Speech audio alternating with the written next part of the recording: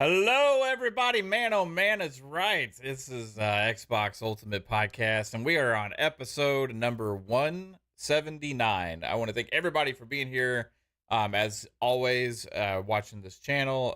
Thanks if you were hung out with us yesterday on PM and the PM, and for the co-stream of the Future Game Show as well. Had fun watching that, and there was some pretty cool stuff there. Nothing groundbreaking or nothing like crazy, but overall is a great time. And we were live for like 4.5 hours or so, I think, with between the two things. So if you are looking for PM of the PM last night, I put timestamps on it, so that way if you want to skip the Future Game Show, you can just go to the middle of the stream yesterday and just watch PM of the PM.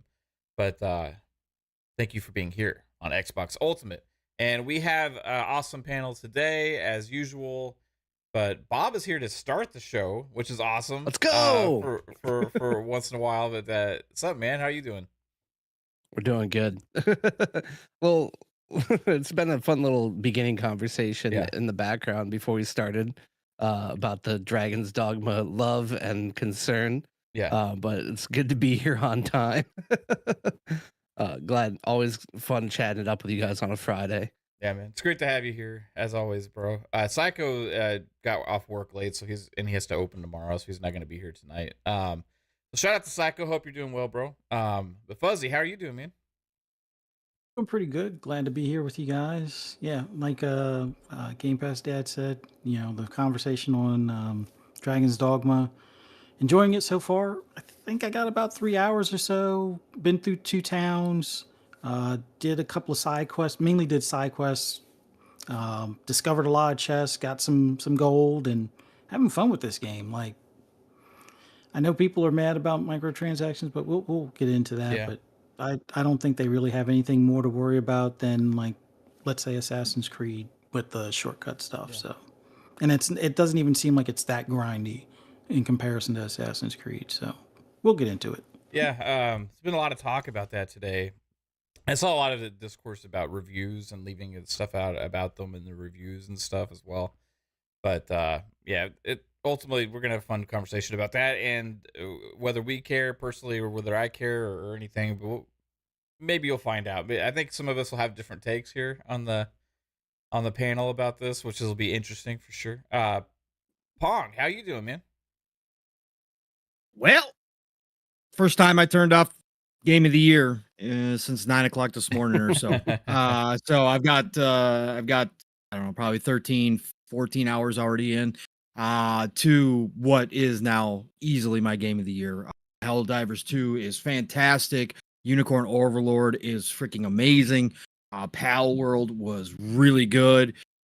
Grand Blue Fantasy Relink, got to play more, but that was really good. But this is my time. Let's be real. This was made for me. I'm back in my bag yet again. Haven't felt like this since Starfield, obviously, and this is my high fantasy world, which you guys all know is a little bit above sci-fi in terms of genres that I enjoy barely. It's 1A, 1B, but this is everything I wanted out of a Dragon's Dogma 2. This was worth 12-year wait on a game that we didn't even think we were going to get from the first one. This game is one of those games that just gets better and better and better and better. The longer you play it, the more you do, the more giving it is. And that's what makes these open world RPGs from some of these developers who know what they're doing extremely special. Yes, we will talk about the discourse. I'm not, again, going to ever totally excuse it, so I'll have my thoughts on it. But it's not going to stop me from playing the game, obviously, and it's not going to stop me from saying that this has got to be in Game of the Year conversations at the end of the year. If you guys are on the fence at all, please go pick it up. Of course, I am playing on PC, and obviously my PC is a higher end PC, so I am avoiding a lot of the problems that some people are having, and we'll talk about that as well. So again, take my experience. It's not going to be the same as consoles per se. I've seen some console gameplay. It's not too bad. There's certainly definitely some hiccups for sure there. There is some hiccups on the lower end PCs as well that I've seen people coming across. I haven't had any. I had to fiddle with things to get it to work, and I'll talk about it. But man, this game again, Capcom's got to fix some stuff. They got to get some patches out. They got to do that stuff. We'll talk about it. But this team knows how to make a Western RPG that's so unique from other Western RPGs. It just puts it in a special spot. It's not Souls, but it's certainly not easy either. And there is strategy, but some of just the random things I'm coming across, the encounters that I'm having, that really are showcasing how much they upgraded a lot of the mechanics and a lot of the systems from the first one, which was great, to now. I'm just sitting here again. I took a couple breaks, but I never turned it off once. So, again, I took a couple breaks in there, obviously eat and do that kind of stuff, go to the bathroom. But otherwise from 9:00 this morning, 8:30 this morning until right now, when I hopped on here, all I've been doing, man. This is fantastic. Let's go. Let's talk about it. This is good stuff. Well, let's just dive right in first off to the game itself. Like you said, Dragon's Dogma 2, you're absolutely loving it. I don't think I have anywhere near as many hours as you do in the game right now, but it is absolutely like an impressive game for me, like starting out. Like you just kind of dive in and it's like, okay, this is like big, it's next level kind of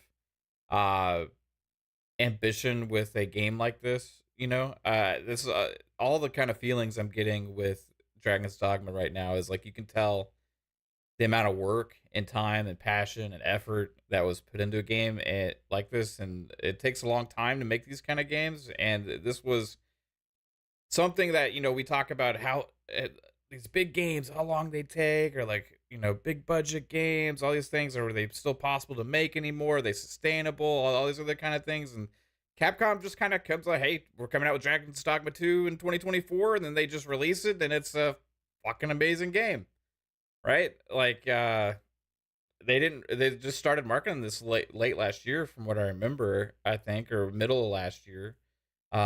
So as far as that goes, there's not a bunch of controversy leading up to launch or any of that other kind of crazy stuff. There's a little bit today, but overall, they just announced the game, delivered it, and it's fantastic. And it's what Capcom does lately, man. It's pretty damn impressive with all the other conversations going on in gaming about like the AAA model and about games being too big and about all this other stuff. Like, didn't seem to phase them too much with this one anyway, and we'll see how it does in the sales charts and everything. But I think right now it seems to be doing pretty damn good.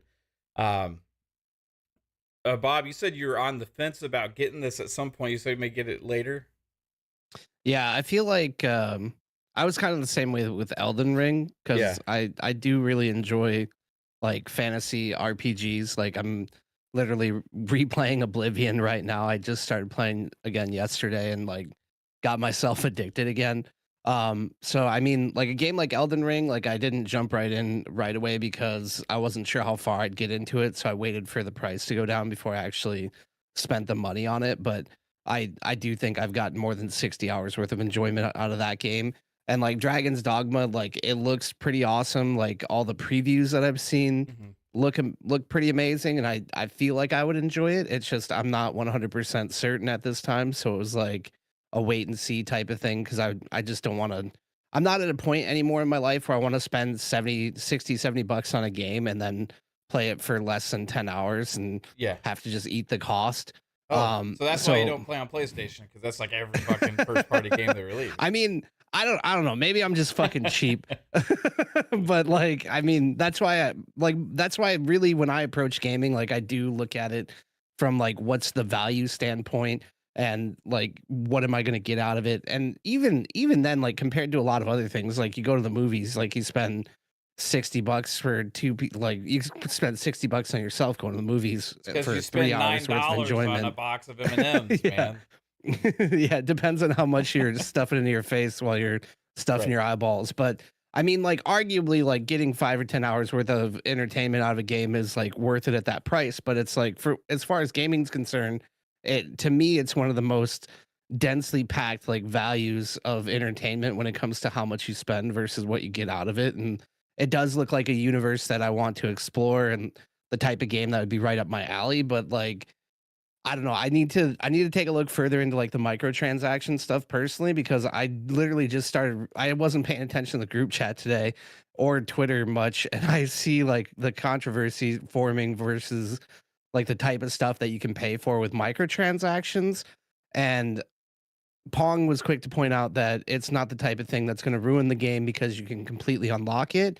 But I do have a feeling at a certain point, like if it comes to like Pong also doesn't fast travel or anything like that, which I can respect.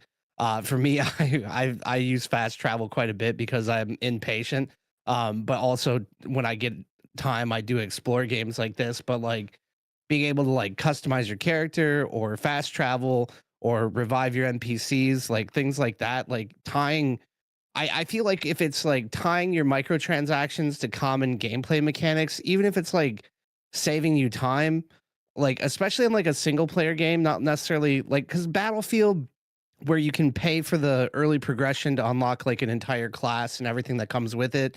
I don't feel like that's as bad because it's like, all right, that's paying to catch up with everyone else so you can survive in a multiplayer experience. But like, I don't know. To me, it just rubs me the wrong way when you're taking a game that has other games with like such a pedigree, like Elden Ring, like From Software released Elden Ring, and there's not a bunch of microtransactions tied to it. It's a $60 game that has like thousands of hours of entertainment if you want to find it there. And I feel like the precedent that they're setting is a lot better than what Capcom's setting with Dragon's Dogma, where they're like, hey, you can spend $1, $2, $3, $5 here or there for all these things that should just be features of a game. Like that's where I get concerned, and that's where it kind of harkens back to like, do we have like EA publishing this game like the Battlefront 2 days? Like it just makes me a little bit concerned about where they might take it if we just say, hey, this isn't a big deal because you can unlock it. Because it could be the type of thing that's a slippery slope to where if we don't say something about it, that it just becomes more prevalent. And this is the way that executives are thinking about gaming and how they can maximize the monetization out of these games now that they can uphold them as live service titles and be able to release them where maybe it's not as polished on PC because they can update it later, or maybe we can just do everything we can to squeeze the most money out of our audience through this piece of content that's not a multiplayer game. I just feel like it'll degrade the experience and take a game where maybe not this iteration, but maybe the next iteration, like look at like what's happened like Destiny or other games we've loved. We've seen this type of approach from executives just like ruin games that we love. And like I don't think this really rings true to like other options. Like I'd rather them sell like a Godzilla skin or like Resident Evil skins in the game than like sell a bunch of things that are just features to the game, you know? Yeah, no, I get what you're saying there. Like I've been trying to keep up with the discourse a little bit going on around Yeah. it, but to be honest with you, like I didn't even know it had microtransactions myself. Yeah. You know what I And mean? that Like might be so, like yeah. I was just playing the game. You know what I mean? And everybody started talking about this stuff, so I was like, oh, this is a thing. Okay, you know? It could be a little bit too, because like Pong said, it's not a big deal. You can unlock everything. It could just be the thing that everyone's choosing to be upset about. But if it does go much further than that, I could see it being something that a lot of people are really concerned about. Yeah, yeah. Sometimes they can kind of tend to dominate conversation and overshadow things too. You know what I Yeah. mean? It's like, it's interesting how conversations change depending on things because like Dragon's Dogma is like a big game right now, right? I feel like they people are more surprised about the microtransactions that are there because they didn't really know about it before, and if they see them, they're like, "Oh, that's kind of bullshit," you know, and all that kind of stuff, and it's kind of dominated Yeah. like day one conversation for Dragon's Dogma as opposed to like a lot of the other stuff. So, and we're doing it here too, you know, because I'm kind of I want to talk about it a little bit because it's been something that everybody's talking about, but I wanted to kind of bring it into like a grander conversation about microtransactions and gaming in general and all that kind of stuff, you know. So like, but like overall, want to get Fuzzy's thoughts too, and see kind of just overall like Dragon's Dogma. You enjoying it right now? You've been playing for how many hours? You think you got? It's at least like 3 or 4. Let me just take a quick peek here. See what Steam says. It says like 3.5 hours, and that doesn't count the character creator because I already spent the 2 hours on that Yeah. before. And that's just for today. Didn't get a chance to play it last night. Downloaded it, got it all installed and everything. Wound up doing the whole CD keys and got the deluxe edition for less than what the regular edition was. But happy with it so far. Haven't encountered anything where I would need to use the microtransactions, but I will say that the aspect of them kind of hiding them, although come to find out they made mention somewhere, I guess, in the review text, and a lot of the reviewers didn't catch it, I guess, or notice it. So it is what it is. It's not as egregious as, like, let's say Gran Turismo 7, where they didn't make mention of the microtransactions, and then boom, launch day, microtransactions. And on top of that, the microtransactions were half the value or twice the money compared to the previous game with Gran Turismo Sport. You used to be able to spend $5 and get a couple of cars. Now, if you spend $5, you might get half a car that was the value of one of the other cars that you bought last time around. So when companies hide the stuff, it's a different story. Yeah, we gotta shake our fists at them, get the pitchforks possibly, but this wasn't hidden. It's just that it was an oversight, and I guess a lot of the reviewers might be kicking themselves for not noticing and not making mention. But the way the microtransactions, at least from what I encountered, and I only had one question about one of them, and Pong has already kind of answered that for me. But everything else can be done in game by playing it. I would say it's on par, although a little less grindy than like Assassin's Creed with their, shortcut type packets and things like that for materials and such. Now, keep in mind, I'm only like level 7, so I'm still fairly early on. I'm doing a lot of side quests, discovering chests and things like that. I have a lot of money because I found a beefed up troll that was trapped in a hut, and I kind of used him being kind of trapped in a corner to my advantage. But it doesn't seem like the microtransactions are required. For somebody that doesn't necessarily have a lot of time, I could see where they could get tempting, but I don't think it's too far in comparison to some other microtransactions that are out there. These seem reasonable, although the one question I did have was about the fast travel aspect, because I know that if you're on some of those ox carts, you could get attacked, but the fast travel isn't for the ox cart. It's almost like a direct portal kind of thing. So you don't have to worry about losing, whatever you spent to get from A to B, like you would if you were spending the in-game currency and the ox cart gets turned over or flipped by an ogre or something weird like that. But the key thing that I've noticed so far is that the fast travel aspect becomes less and less important when you, like, I'm that guy that says, oh, there's a path this way where I'm supposed to go, but this looks like a path, and maybe there's something on that hill or behind the tree. And sure enough, you go there, there's a chest. Sure enough, you go there, there's somebody saying, oh, I lost, something. Can you help me find it? And either they're trying to rob you, or while you're trying to help them or help them find their brother, or Griffin comes in, or a pack of wolves start attacking.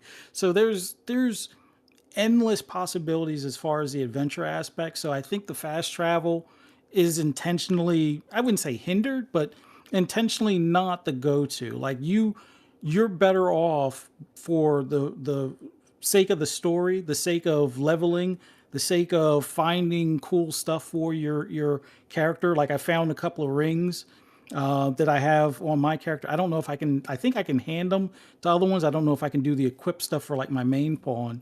But there's so much stuff that you can come across that will help towards your journey wherever you may go, whether you choose to stick to the main story only, or you decide to do a bunch of side quests or make your own path and kind of find the side quests or random events and things like that. But so far, I would say from my standpoint, the microtransactions aren't as burdensome in comparison to a lot of other games, but they are there. If you choose not to use them, by all means, it is what it is. If you choose to use them to make the gameplay easier, which for right now it feels fairly easy. I was afraid this would be kind of Soulsy like. If you're fine or comfortable playing like either The Witcher or playing even Assassin's Creed, the newer ones per se, I think you'll be fine. But you just have to synergize your team. And the one thing I made sure I did was I made sure the other pawns kind of fill in where me and my main don't have those abilities. Like my main pawn is a mage. I'm a fighter. I picked an archer and a thief, and it kind of just works. It's almost like you got everything covered. Now, as I try to level up or pick other classes, then that may all change. But I'm happy with it so far. This hasn't hooked me quite as much as Starfield, but then again, I'm more of the sci-fi guy than the high fantasy guy. But this definitely has my attention. It has its hooks in me, like the way Assassin's Creed Origins did, which that for me was the one I 100%ed the entire game and all the DLC. It has its hooks in me, kind of like the way Hogwarts did, but then other stuff came out that stopped me from finishing it because I kind of didn't want to finish it because I wanted to make that time in the world last longer. But I think this is a game I can see myself doing hundreds of hours in, just randomly exploring stuff, and trying to see if I can get cool armor or if I have to buy stuff or have stuff made or whatever the case may be. But I'm loving it so far. Microtransactions aren't bothering me, but I can understand if some have issue with it, but it's optional stuff. So it is what it is. The opening of the game, like after playing for a little while, you jumping on the back of a snake and stabbing it over and over again. I was like, okay, this is Dragon's Dogma. I'm fucking sold. Like, this is gonna be amazing. And the gameplay is just so good. Like there's not really a game that plays like it out there at all. And it kind of reminds me, like, in some ways, of things that Lost Planet did back in the day, right? It kind of a little bit of a feel of some of that stuff, but also, with a grand Western RPG style and the dialogue, conversations, characters, pawns, all that stuff. But I got to get to a couple super chats and some holy shit memberships here, bro. First off, Alvin hit us with a $5 super chat. Said GTA 6 looking like a launch title for the next gen Xbox. Reason to get those marketing rights. Hashtag best place to play. If maybe that next gen Xbox comes out in 2025, is that what you're saying, Alvin?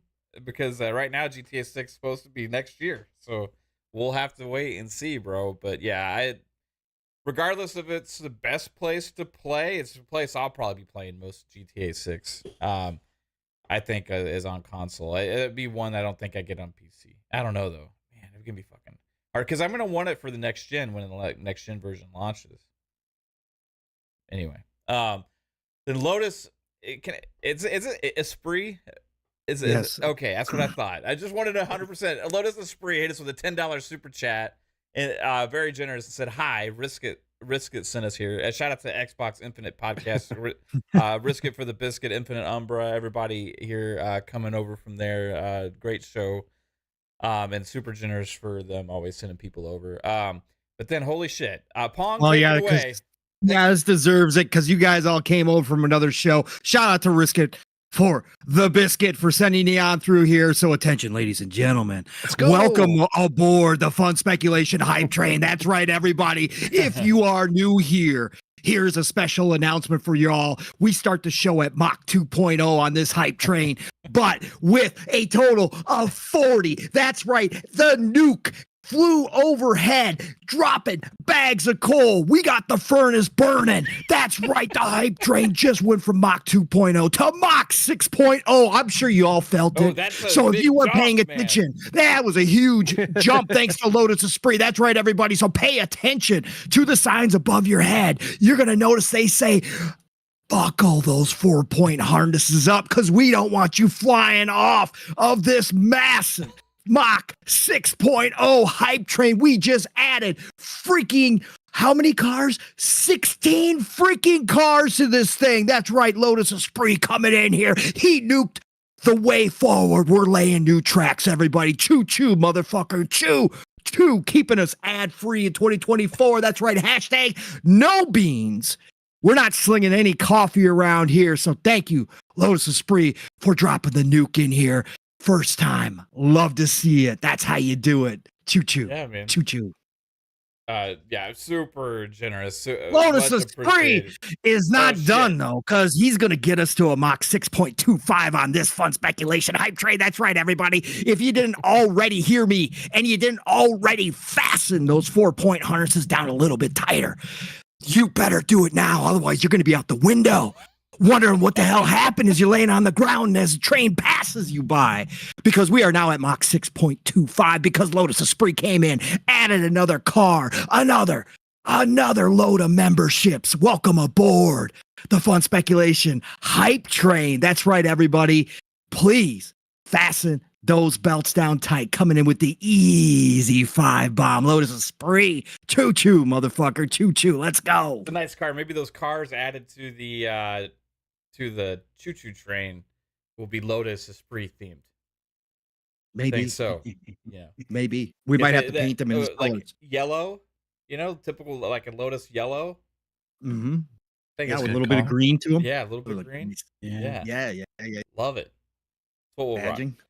Then Alvin hit us with a $5 super chat. Shout out to Alvin, says GTA 6 rumored to be delayed to 2026. It's all over Twitter. Really? I haven't been checking out Twitter much at all today, except for seeing people talking about Dragon's Dogma crap. But the yeah, is that like how legit is that? The rumor of that, like, who?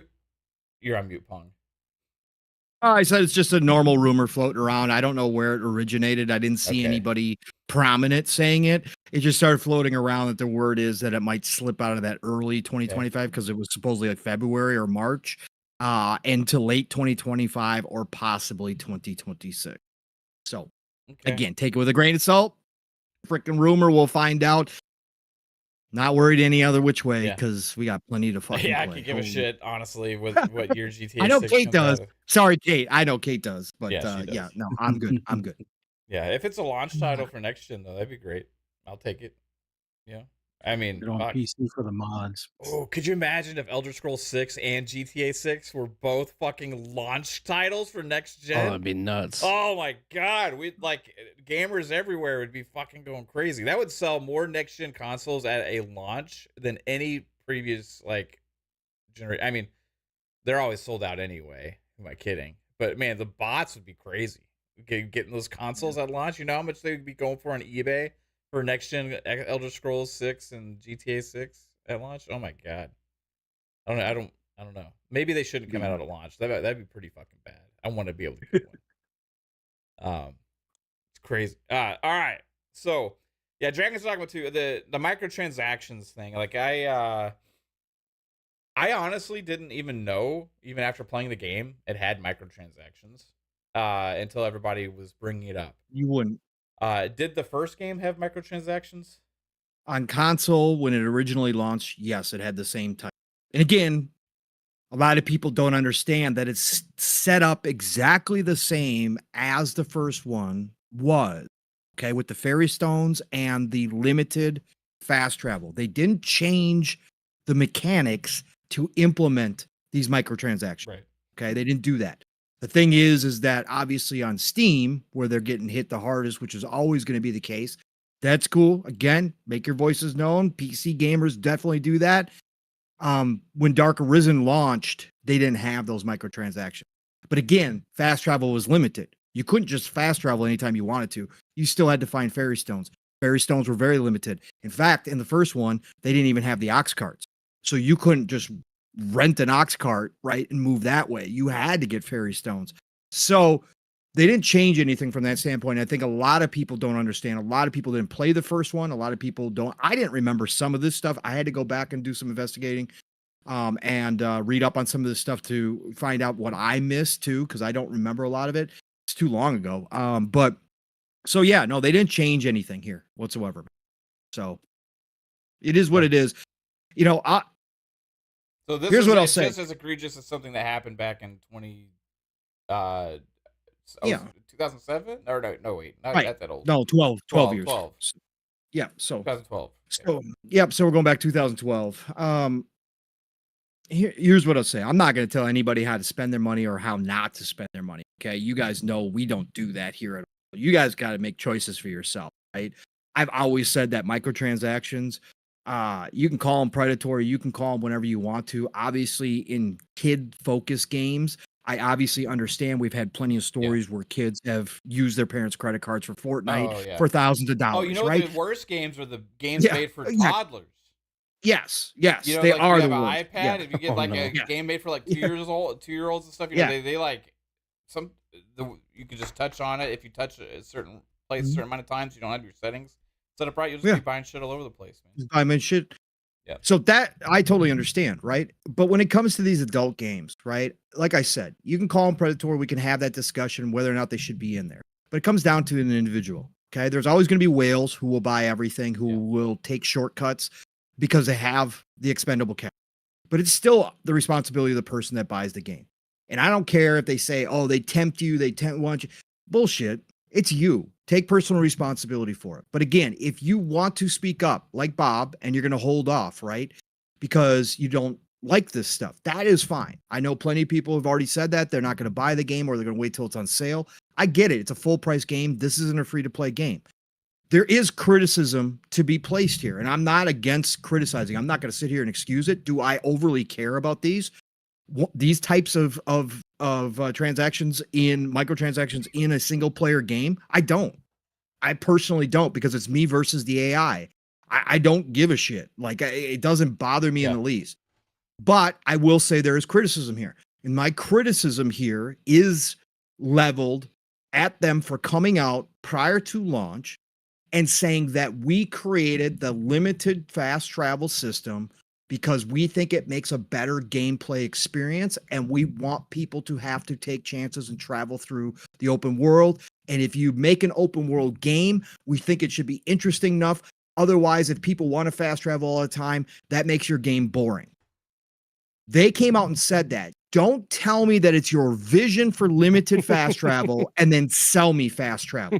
Okay, that's where I come in and go, okay, this is weird. This is a slippery slope, because the other thing that they do in Dragon's Dogma, which is the same as the first one, is they limit you to one official save slot, because they came out and said, we don't want people to save scum.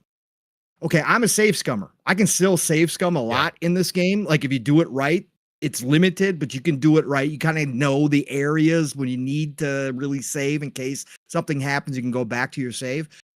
But it does make it tougher than having, 3 slots or 10 slots or unlimited slots. It does make it tougher. But what are they going to do? Turn around and start selling save slots as DLC, as microtransactions, $3 per save slot, so I can go ahead and save scum? It is a slippery slope, but we've been on this slippery slope. This isn't anywhere near it. And I've heard some other people say, well, I'm cool if it's going to be cosmetics, but I'm not cool with fast travel. See, that's where you lose me. What the fuck's the difference? There is no difference. It's a single player game. So you find more value in the cosmetics than you do in the fast travel. That means you're not going to pay for the fast travel. Cool. You're not going to give them your money. So what's the fucking difference to me? And I also understand this is a full price game, and people want to criticize full price games that come in with this kind of microtransaction. I get that too. I can hear that argument.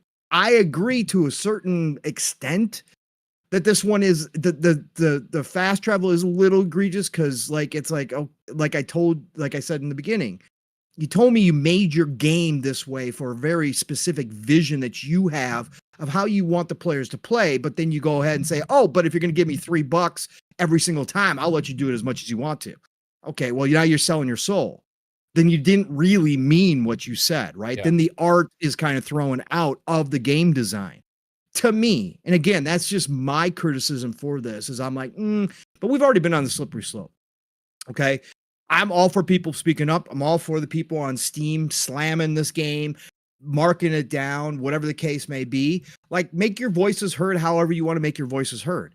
To me personally, my own opinion is I don't give two shits about this. Okay. I'm not going to spend the money on the fast travel. I'm not the fast travel dude. I bought the deluxe edition, so I got the camping set that you can buy in there, which is a 1.5 kilograms lighter. So it saves you 1.5 kilograms in your weight. That's the only benefit of that. Okay. I've already got that because I bought the deluxe edition. I flipped them the extra $10 up front because I wanted Dragon's Dogma 3. But again, if they need to hear this and they've already responded to it, but they aren't backing down from the microtransactions, they're going to work on the other stuff that needs to be fixed, the patches, all that kind of stuff. That's great. But it doesn't sound like they're going to just do away with this stuff. So make your choice. Again, I'm not here to tell you how to spend your money or how not to spend your money, right? And if you want to voice your opinion by either never buying one of these microtransactions and playing the game, or not playing the game ever and not ever buying it, or, you know, buying it when it's on sale because then it's a better deal, do your thing. That's what I do. I do it all the damn time just because I'm a budget gamer. But for me, these microtransactions, I feel, and again, we all know this, and I'm not going to downplay people voicing their opinions. There's plenty of people out here who have great arguments why this should never happen. But a lot of these same people are the same people telling you that we should be paying $90 and $100 per game as well. Okay? Yeah. But you don't like it when people tell you we shouldn't be paying that. So what's the fucking difference? In my eye. So, but overall, I think there's criticism to be had for Capcom. I don't agree with all of it. But it's not going to stop me from playing because we're too far down this slip and slide. This started with dragon armor, horse armor in Oblivion from Bethesda, and there was an uproar. I think this is the latest outrage that I think that a lot of people are addicted to in this day and age of social media, where we find something to pick and choose when we are going to go overboard in the outrage because it gets a lot of attention. We want to be a part of that train. We want to be a part of the conversation. And I think a lot of it builds from there. Right. And I think that this does happen. Not to say that this is not at all important to talk about, but I'm just saying a lot of the people don't even know what the game is. And they're talking about it as if they know what the game is and what these microtransactions do. Even care to play it in the first place. Or even care to play it, and they're completely wrong. Yeah. Again, I don't have a problem. If you haven't played a game as a video game player, if you have enough experience, you can talk about the basics of video games from watching a video. I'm not one of those dudes who says you have to buy it and you have to play it to completion to talk about it. I'm not one of those dudes. There's some basic stuff you can talk about. But when it comes to this, if you don't even know what type of game this is, and you don't even know what the microtransactions themselves involved, if you're not going to take that step to investigate on those ends, then don't talk about it because you sound like an idiot when you do. Okay. And that doesn't add anything to the conversation. There are some real conversations to be had here. But again, overall, is that going to chip away at what I just said in the beginning of the show in my intro of what I think about the game? No, it's not. I'm just not going to spend my money on it. That's my own personal thing. I'm not going to spend my money. That's how I control all of this. I don't give in, right? If it's something I don't want to buy, I don't give in, but it's my money. So I'll spend it how I want to. And the games industry, again, is a business. And again, this is why, real quick, Mav, I know I'm going on here, but this is the shit that I talk about. And then we get examples and it's hard for me not to point it out. This is the shit that I talk about when I kind of get sick and tired of devs acting like they're saints and people treating devs like they're not at all in on this business too. Yes, a lot of the decisions of the higher ups, a lot of the smaller devs don't have any say in kind of things that happen to their game or the way the game is made, but they wouldn't have jobs if this wasn't a business. They wouldn't be making a lot of money, many of them, if they didn't have stuff like this. And if you want to go the route of Larian Games and bitch at all of corporate for all the evils that are capitalist society and come with business, if you want to be that and you want to be an idealist and you want to preach about this utopian world that you think somehow would magically work with no money involved or very limited money at the top, I got bridges to sell you all over the world if you think that's going to work. Many people in this industry would not be anywhere near as large as it is if this was not a business first. Does that make it better? No, not necessarily at all. There's a lot of things I don't like that have changed in this industry since it was a smaller industry. But is it obviously the reality of the situation? Yes.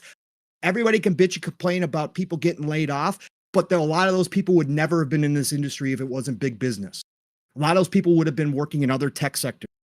Okay. They wouldn't have even had a chance to get into this industry if it wasn't the money involved, because these companies, these massive companies would not be here pouring money in, hiring thousands of people during a pandemic if it wasn't about that. If it was just about the art, if it was just about the creativeness, if it was just about the fun and entertainment, this would be a very limited industry. And we would get nowhere near the amount of content we do now, nowhere near the money invested into these big games that we do now. That is just the reality. I'm not cutting down anybody. I'm not saying shit about anything personal. I'm just straight up saying that this is business at the end of the day. You can hate on it all you want, but it's the reason why we have what we have in 2024 with the golden age of gaming. So for me, microtransactions are a part of it.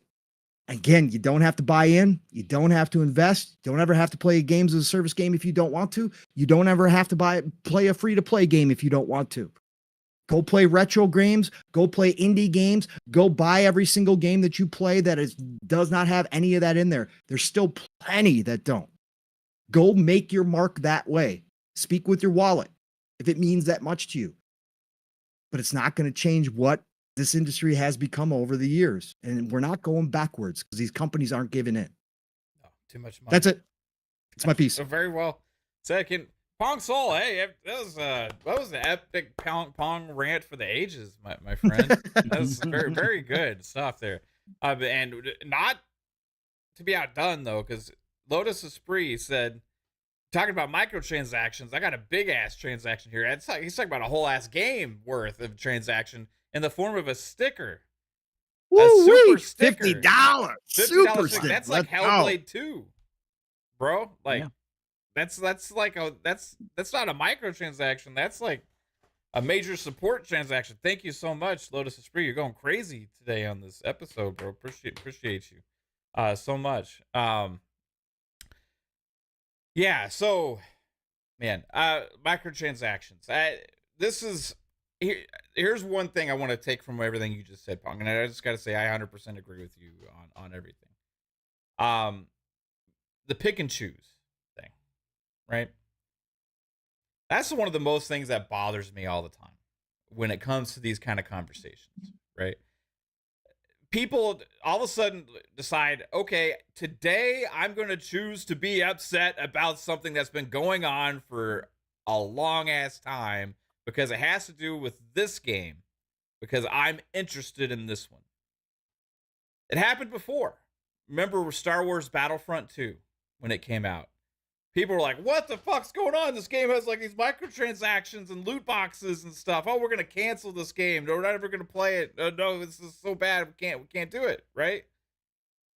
Meanwhile, this is the same stuff that had been creeped through a bunch of other games that were not Star Wars. Right? And nobody was really saying too much or caring too much. But when it happened to Star Wars, hell froze over, man. And it like just completely destroyed the launch of that game. I'm not saying that it wasn't justified for people to feel how they feel, but it's the picking and choosing about when to feel a certain way about something and completely ignoring it all the rest of the time, right?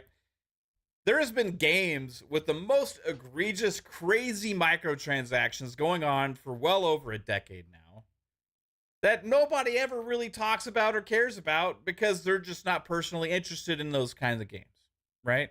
And one of them I was talking about is a sports genre. Pretty much every sports game now, whether it be Madden or FIFA or 2K or even MLB The Show and all these things, are built mostly around these digital card games they have. Either like it was Ultimate Team for the EA games. You know, you got My Team for NBA. You have Diamond Dynasty, I think is what it's called, for MLB The Show.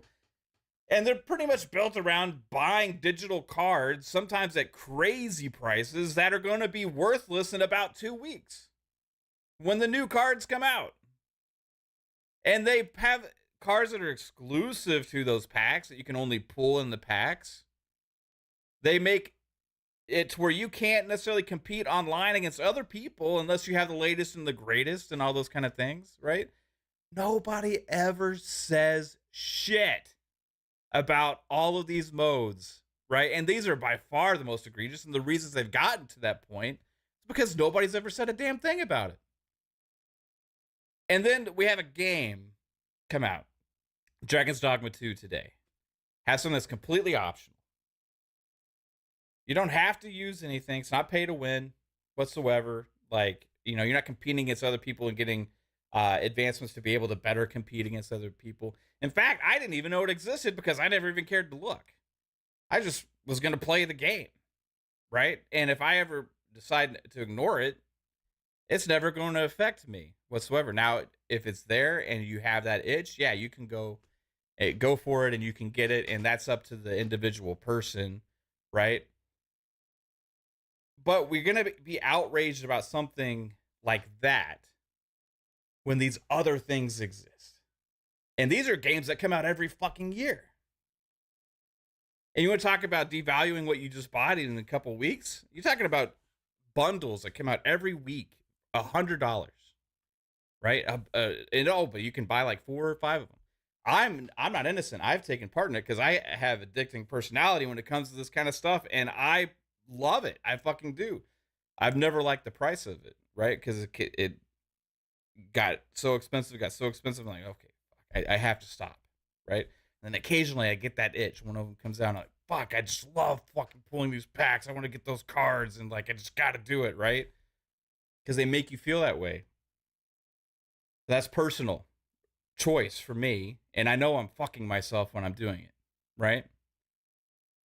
Something like this is like so far less egregious than stuff like 2K, EA, you know, some of these other publishers do with some of these games. I'm not trying to excuse everything they do, but we're talking about a game that you said the last one came out, or the original Dragon's Dogma came out in 2012. Then there was Dark Arisen, right? Then now we have Dragon's Dogma 2. Talking about a game that is few and far between. Something completely original. Something that takes years and years of development. Something that is ambitious, pushing genres forward, pushing the industry forward, creating something that we don't get to see. And meanwhile, remember all the conversations we've had for the last 6 months to a year almost now about the state of the industry, layoffs, AAA gaming, unsustainable, the cost of games are too high. We're going to have to raise the prices of games, or all these other kinds of things, layoffs across all these studios because the developers can't afford to do this or that, right? And you have a game come out like this that has this kind of optional thing to help make money, which is what the business at the end of the day is all about, which maybe it helps sometimes allow a game like this to exist. Does they necessarily need it? No, and that's where I will criticize them, you know, but at the end of the day, for business, when they're looking at these things, if they can come up with ideas of ways to have optional monetization that completely will not ever affect my own personal play experience, because I'm just going to completely ignore it if I want to, then I can just completely ignore it and have the same experience I always intended to. If it's there and I choose to spend the money on it because I want to, it's there too. Tons of games have stuff like this. Even Forza Horizon, the 5 has the pass you can buy to find all of the treasure, right? Or all of the hot spots and stuff like that. So you can. I buy them. Yeah, so it's I buy those. It was like $3, $4, something like that. You get it, and it's like all highlighted on the map. Or you could just search for them yourselves, or you could go online and look for the locations, right? Completely optional. I buy those ones too. It's a time saver, right? It's a cheap microtransaction. Love it. Right? And nobody complains about that, but ultimately it has the same kind of concept. You're buying it to save yourself time. Right? It's a time saver if you don't feel like going looking somewhere else or searching and for yourself, it's there to get, right? I didn't ever hear anybody complain about those, right? About that. And it's like, okay, that's kind of weird. It's an optional thing, it's interesting. I didn't personally do it because I actually like looking for them, right? But it's a personal choice. I feel like the only difference there, though, is it is like permanently unlocking the map instead of just being a one-time use thing. But Yeah, definitely still slippery slope type stuff. Which, But once you go get all those things, Bob, it's worthless, right? Right. Yeah. But I mean, I would say that Microsoft is one of the worst ones when it comes to some of the microtransactions these days. no, they have a lot. like, I mean, they're in a lot of. Yeah, look- they got a lot of games as service. Yeah. because they got a lot Well, of you games look as at- service. Halo Infinite, like to buy like a set of armor, like to buy all the current, like even just the pack, like one of the packs for Halo Infinite right now for like the 3 armors, like for the first one, it's like $60-$70 for 3 sets of armor essentially. And even more if you buy all the extra ones that like there's like 7 or 8 other ones like that are out there right now. So like definitely Microsoft has been pretty egregious, which I mean at the very least like the ones for Dragon's Dogma, like the prices are relatively low. It's not like they're charging like $5 or $10 for each thing. Where sometimes like some of Microsoft's games definitely has that. So I mean, yeah, it's definitely nice that it's optional. I feel like either way, it's good that we're talking about it. Yeah, well, it's good that if people don't like certain kinds of microtransactions, for them to let their voices be heard. But like, people are Right. acting like this is like this egregious thing that's never been done before at times, and it's like, oh, what's going on with Capcom? Capcom is the worst, and it's like, I mean, there's so much They kind of stuff. They kind of have always you know? had microtransactions in their games, though, haven't they? I mean, some more than others, but yeah, I think even Resident Evils now have like stuff like that. You can like Street Fighter's yeah, always like- had it. Yeah. Yeah, they do. and you All can, Capcom. you can get them or you cannot, but like ultimately I haven't heard a lot of people necessarily complaining too much about a lot of the other microtransactions and the other franchises or games that they love. Assassin's Creed Right. from Ubisoft kind of has similar stuff in it as well. Now I'm not trying to excuse every microtransaction in games. I think $70 games like didn't necessarily need microtransactions, but however, obviously these companies want to make money, right? And I would rather it be something like that than something that feels forced as a necessity in a game, right? And the more optional they are for me, the better. If people can't control themselves, that's a thing altogether. Like myself, sometimes with the Ultimate Team stuff, but I think I've been outspoken about that stuff before. But when it comes to buying the stuff, I blame myself. You know what I mean? But I just question why when the microtransaction conversations come up or like all these other kind of things, the most egregious, worst games out there. Like, and it's not just the sports games. There's a lot of other examples and stuff. And if you really want to go to the fucking look at the mobile gaming space. I mean, holy fuck, right? Whatever we do, let's just not go back to loot boxes. It's just like it always gets brought up with like certain games all of a sudden because it's like a pick and choose moment, right? Like, and then we're talking about similar stuff that was in the same game from 2012, the same franchise. Right, so there's like a precedent kind of already even set there a little bit with this franchise in the past. I'm not saying it's like it has to be that way for every Dragon's Dogma that comes out going forward or whatever, but it's weird that all of a sudden it's like, hey, this is a huge, massive problem. Like we can't have this now, when literally there's probably like 1,000 other games that came out in the last year that have more egregious microtransactions than Dragon's Dogma 2. Right, so it's like, here, let's pick on this game because it has a lot of attention right now, and we're kind of surprised because we didn't know it existed. Well, there's Right. definitely the clicks aspect to it as well. Yeah, there always will be. I mean, and really, at the end of the day, I would like to see this energy put towards the performance issues and the optimization. Again, that's the stuff that really affects people, and it's something that we have harped on for all the other games. And I was going to bring it up when we talk about this game, because again, even though I'm, brute forcing through a lot of it, right? The fact is that all the information's out there. All the all the reviewers, everybody knew that this thing had issues, right? On console and on PC.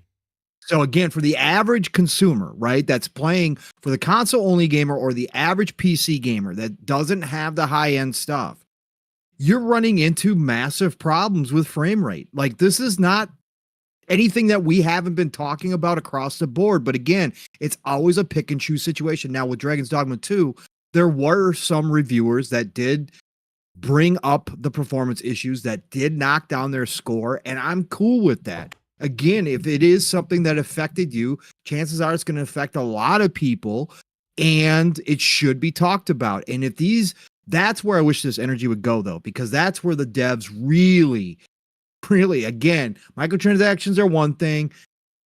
Big companies, rich companies getting richer is another thing. Yeah. But man, giving us shit optimized games or broken games in 2024 with as many people as they have working on these games now, with as much money as they have wrapped up into these games, which as much time as they are now given to make these games. The fact that these games are not getting better, that they're in fact coming out more and more broken with we'll just patch it later thing, is the problem I have mostly with these companies these days. That's the shit that's got to go away. And that's what I talked about when we had a whole sect of people saying, oh, I'll pay $100 per game. I said, if they're going to go to that and they're going to try that, these games better come out flawless. I don't want to see any broken shit. I don't want to hear about patches unless it's some extreme rare thing that they had no idea, that was a part of the coding that all of a sudden popped up when they launched it. But this obviously broken system that we have in place with the devs making these games and the publishers saying, yeah, just push it out the door. We got to get it out the door. It's got to go. We can't invest any more time or money. That's a problem. The pipelines of the developers are broken. And that's what really needs to be fixed here. Because again, that to me is unexcusable in this day and age, how bad it's gotten. Again, a patch here, a patch there, some balancing issues, that kind of stuff I can see.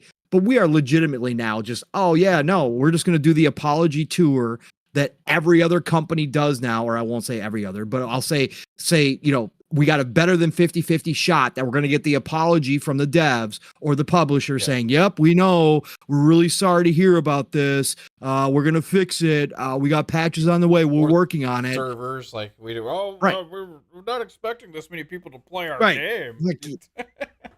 Right. Die Survivor. Yeah. Helldivers. Yep. Yeah. We just had Battlefront Classic Collection. Yeah. Fucking completely fucking 4 broken. servers weren't enough. I'm Fuck. sorry. Let's add some more. We're working on it, everybody. You should be able to play our game eventually. But even back to the microtransactions thing and the picking and choosing thing, like I see this come up a lot with Diablo, right? When they have like a skin that's like behind like a bundle you buy, like the in-game currency, right? Because like you have in-game currency and sometimes they'll give you like a special item, like if you buy like a large amount of in-game currency or whatever, right? But then you'll see like articles like they're charging $80 for a skin, No, I mean, if you really look at like how it's been going with, where were these articles every Call of Duty when they have like a special thing you get when you buy in-game currency? Like, there's a lot of these games where you buy like a certain amount of in-game currency, and then you get like an item, right? But like for some reason with Diablo 4, all these articles come out saying like, oh, $80 for a skin. This is getting ridiculous. It's like, well, you're buying $80 of in-game currency and you're getting a skin. Right, I'm not trying to excuse that practice or whatever, because it is only available for the people that buy that amount of currency. So maybe somebody just wants the item, so they buy the currency for it.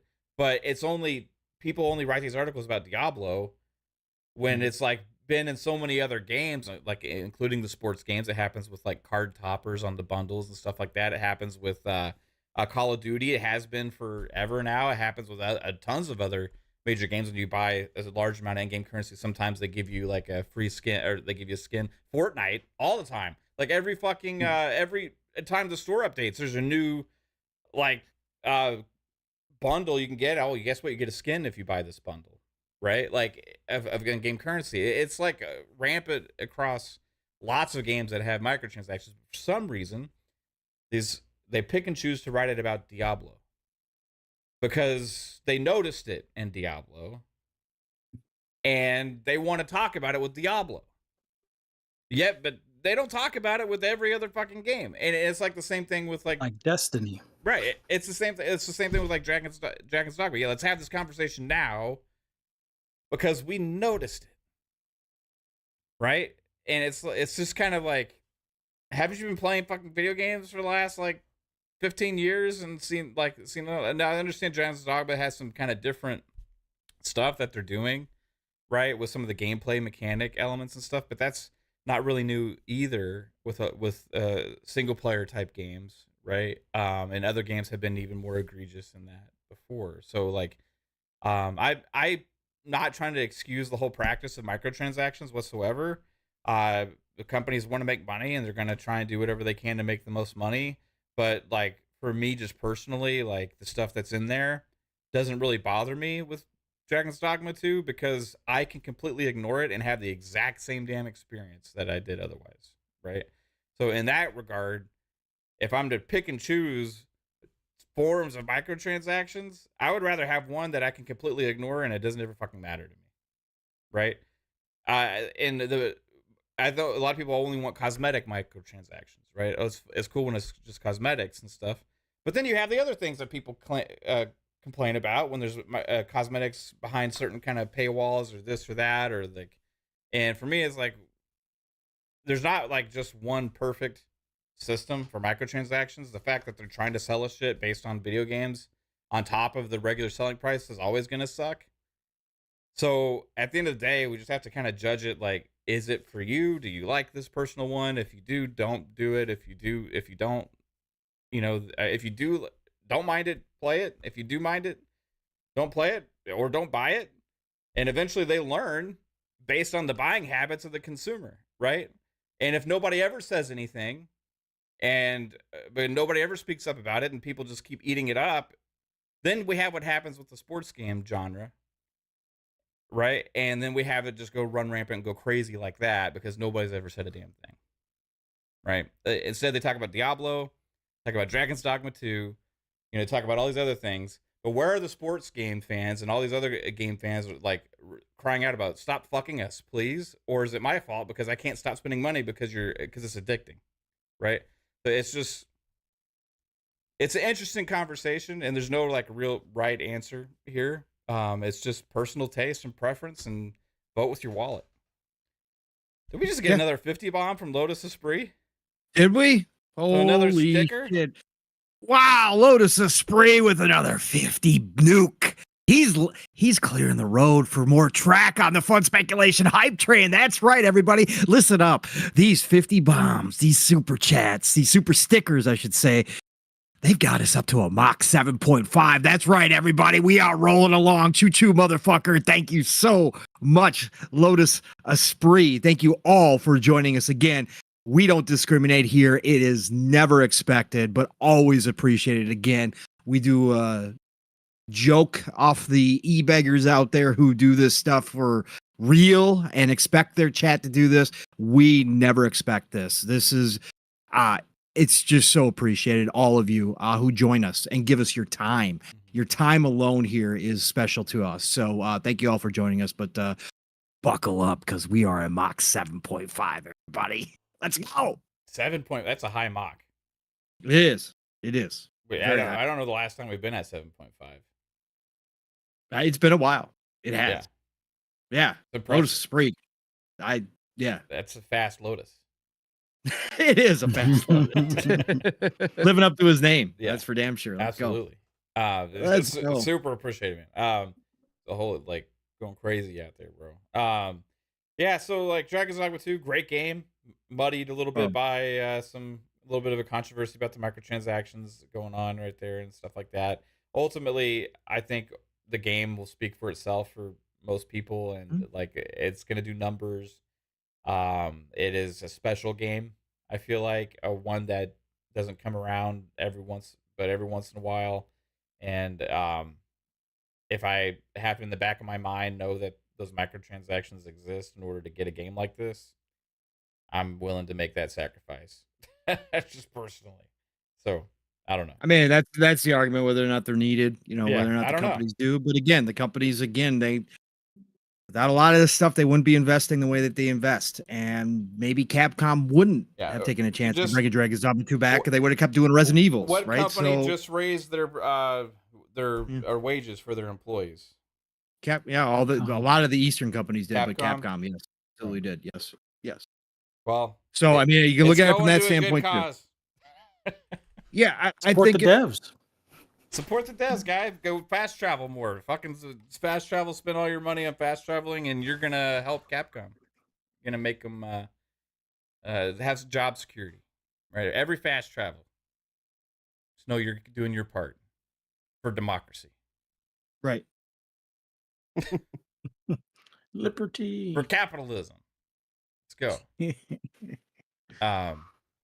See, the other thing kind of floating around, guys, is more and more speculation about the Xbox handheld. I listened a little bit to Xbox 2 today. Jez had, gained a little bit of attention yesterday because he was on Twitter and talking, I think, to Paris Lily about like, hey, there's a seemed like he was confident, that there's a handheld coming for Xbox. And then today he was like, he just believes, he believes, right? So I don't think he necessarily knows anything for sure, but like he just thinks, doing all the analysis out there, that there's great reason for Xbox to enter the handheld market. And we talked about it last night on PM and the PM, that I think it probably could even be sooner than people think, right? A lot of people are just focusing on next gen for the launch for that. For me, I'm looking at it. I've been trying to make the case, like, why not this year? Why not this holiday? Because I don't think it necessarily matters that if you do it at the same line of a next generation, right? But do you guys think, like, well, hold on. Decado just hit us with a 20 bomb. 20 fun speculation memberships, dude. You guys are going fucking nuts. What's gotten into you guys today? What's happened? Thank y'all for not buying the crazy Dragon's Dogma 2 microtransactions, and instead of come spend your money here on fun speculation. No. Mav's going to buy a lot of horse armor with that. Yeah, let's go. Man, you guys have no idea how much I'm going to be fast traveling now in fucking Dragon's Dogma 2. Thank you so much. No, but Decado with the gifted 20 fun speculation memberships. I don't even know. I'm going to ask Pong when he gets back what mock that is. But choo motherfucker, thank you so much, Decado. You're always super generous and crazy appreciated, man. Everybody here in chat is just going crazy today. It's at least like a mock 6.75. Yeah. But yeah, handheld, like, do you think, like, I want to know how much you think it's possible, Fuzzy, that Xbox could actually launch a handheld this holiday? Or first, do you think they will launch a handheld? Yes. Okay. And I want to know, do you think it would be more likely that it would be this year or launch for next generation? I might be just looking at too many tea leaves, but I almost say like 99.9% this year. Whoa, 99.9? That's okay. So let's think about this and who's talking about it and when they're talking about it and whatnot. And we've heard buzzing before. Some of us have gotten surveys from Microsoft in regards to what we think about game devices like the Switch, and would you be willing to play games on the go outside of your phone? And they've been asking that for over 2 years now. And then we heard some rumors that, maybe the Surface team is working with Jason Ronald or something to that effect. And, they didn't really discredit that. They just said, yeah, Surface is working with Xbox now and blah, blah, blah. And that's been out there for like 6 months or more at this point, and like they had the B&O headset that was like designed for Xbox, and I've always said, why didn't, because Valve themselves, excuse me, said that if anybody wants to, they're willing to work with them on the schematic for the Steam Deck. So I always wondered why there wasn't like a design for Xbox Steam Deck out there. But I guess it's probably because Microsoft wanted to do something themselves, kind of thing. We hear the partnerships now. Yes, I know partnerships with NVIDIA and Intel isn't going to produce something tomorrow. Usually that's a few years off type of thing. But who's to say that some of that stuff might not have already been in the works, and the announcement comes just before the production lines, spool up on, maybe their first, thing that sparked the whole partnership stuff.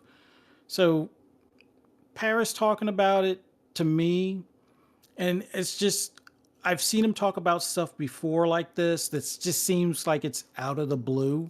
Yeah. Like nobody's talking about anything Xbox at the minute other than, maybe, stuff coming to Game Pass or something like that.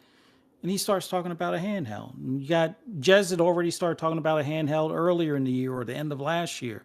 And then he responds, "Oh, you'll get it." And, I kind of feel like somebody was like, "Yeah, it's okay to talk about it now. Like, get people talking about it. We'll get the feedback, see how, the community feels about it, kind of thing, and see if we're right on the money with what we have, planned." So I think, not saying that he was like, nudged to leak something, but it just kind of feels like that. Like he got an okay that, yeah, it's safe to talk about it. We had Sarah earlier for the business update talk about a technological leap, but I think that's more for the next gen stuff. But said that there would be some interesting things of hardware this holiday. So I just feel that unless it's like a mid-gen refresh, which I'm almost 110% sure they've scrapped that idea in favor of doing a next gen sooner. But a handheld can be the equivalent of a portable Series S. Spec it down a bit so the battery life is better or on par with at least a Steam Deck of 3 to 4 hours or maybe even more. You dial it back from 1080 down to 720 on a screen like that, you're not going to notice a difference. Maybe push it at where it's running 40 frames on a 120 hertz screen or even a 90 hertz screen, where it still has that smoothness like it's 60 without having to be 60. You can save on a lot of the power output, and the hardware or the technology in the S architecture is doable to make that. It's just the battery life is the kind of that question mark thing. Yeah. But Microsoft, if anybody, they did a bang up job with the Surface line for all these years. I'm pretty sure they can. I mean, I think they even helped with the whole, like, after like Jason Ronald and his team came up with the split motherboard for like the Series X. They came up with the packaging aspect of it so to make it easier for mass production. So I trust that they've had something cooking for a while, and we'll probably see it possibly in June. We'll see the first leaks if it doesn't leak even sooner. But get the leak in June or get to see it at the summer showcase, and then pre-orders probably a month or two later, and then get it in time for the holidays. What perfect way to get people that are already invested in the ecosystem, Game Pass, to have their games on the go.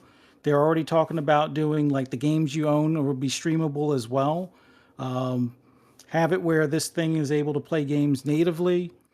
Maybe it uses an SD card, or maybe it uses the same card that's in your Series X or Series S for that extended storage. And have it where that's like the between now and the next gen, but have it dockable so that way when it is docked, it'll kind of be on par with what the next gen would be, or what the next gen Series S would be like, kind of thing. So I think it's definitely possible. I think I know they've worked on stuff.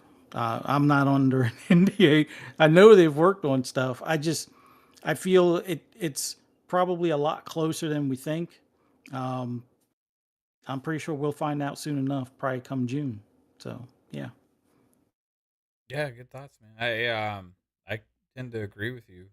It'd be crazy to actually see though. Like it's kind of almost like it's something the community's talked about forever now, right? That like if they actually did it, like it'd be like, oh shit, they actually fucking did it. You know, they actually made a handheld. You know, the PlayStation had their fucking PSP, then they had the Vita. You know, they had the Mhm. PS TV thing that they did. You know, Nintendo Yeah. has obviously always been making handhelds. You know, forever since the Game Boy. And then like Xbox just like, no, we're cool. We're just gonna make our console and stuff. And Mhm. the fans are like, can we get an Xbox handheld? Can we get an Xbox?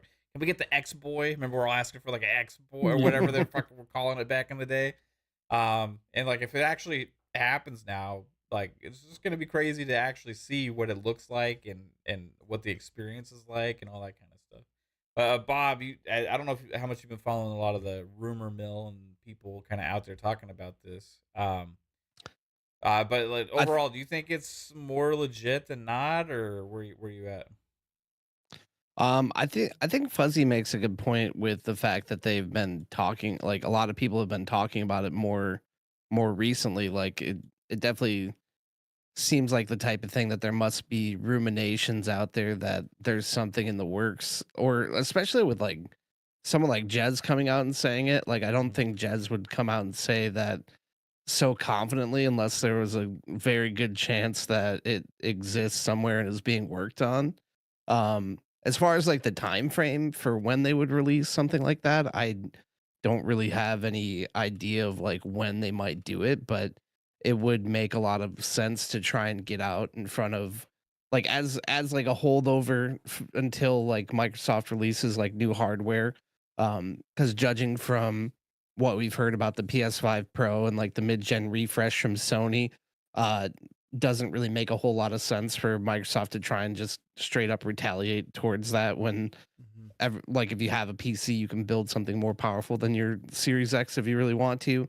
Um, but I do feel that there's a strong chance that with like what we've seen from like the leaks that happened like a couple years ago where they had like the images of or like what was it last year, but there was also Yeah. images from years ago where they had the handheld in their roadmap.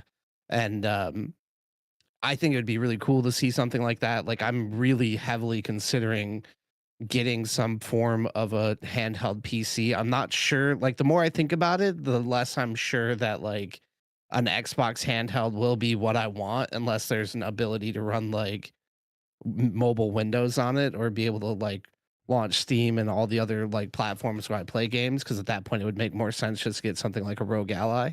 Um, but I do feel in the same vein of like Fuzzy where it could totally be like the next gen Series S, or I would hope it's more powerful than a Series S, but I don't know if it necessarily how much it really has to be at that point. And like the Series S is already a really small form factor that it seems that it would make sense that 4 years after its release that they probably would be able to pare that down and create a smaller form factor to where it would fit in a handheld device. And I just feel like a move like that would make a lot of sense because Nintendo's already shown that there is a market for it. Steam also continued to push that further with the Steam Deck, and now all of the like technology partners that create like PCs are getting into the handheld gaming PC game as well. Like it's a market that's emerging, and I feel like it would be a smart move to do so. And I feel like I would be pretty shocked if it came out this year, but I wouldn't be completely like I wouldn't think it's completely impossible at this point. Like it would make a lot of sense. And I feel like especially depending on like how powerful the device is, like if it's just basically something that's in line with like whatever they might be releasing for like the cylindrical Yeah. all digital Series X, I feel like a handheld Series S would be a great way to go about the lower level system in general, because that's kind of how I see it going forward. And like, I feel like that's where console gaming is going to go eventually, whether it's next year or next generation. I do feel like handheld is definitely in the future of gaming for like a lot of companies that make devices. Yeah, man. It's changing like the way people play, right? A lot because technology has gotten to where you can't have these powerful devices that are smaller, right? Right. Whereas beforehand, it wasn't really like that. We really started having all these like you said, the gaming PC stuff and the handheld format. You got the Steam Deck, and then the Nintendo's always doing the handhelds, but even their system is now because I think technology's gotten to the point where their main system is the handheld that's also dockable, right? And we're gonna see what the Switch 2 is, even and it's probably gonna even be more capable, right, than that. Yeah. So like Xbox could go out there and be like, well, this is going to be our version, and which would make sense for a PC oriented company as well, right? Because that's where the PC space has been kind of going. So, yeah, there's a lot of reasons why it makes sense. But holy shit, because with Pong, I got to ask you a question, man. When you were earlier, Decado hit us with a 20 fun speculation memberships, and I try to do the whole choo choo motherfucker thing, but I want to know what mock we were at after Decado. We were at a mock 7.5, but with the Decado bomb, that's right, the easy 20 dunked of 2 bags of coal dropping on into that furnace. We are easily up to a mock 8.5, and then of course, Lotus Esprit came through with another megaton. That's right.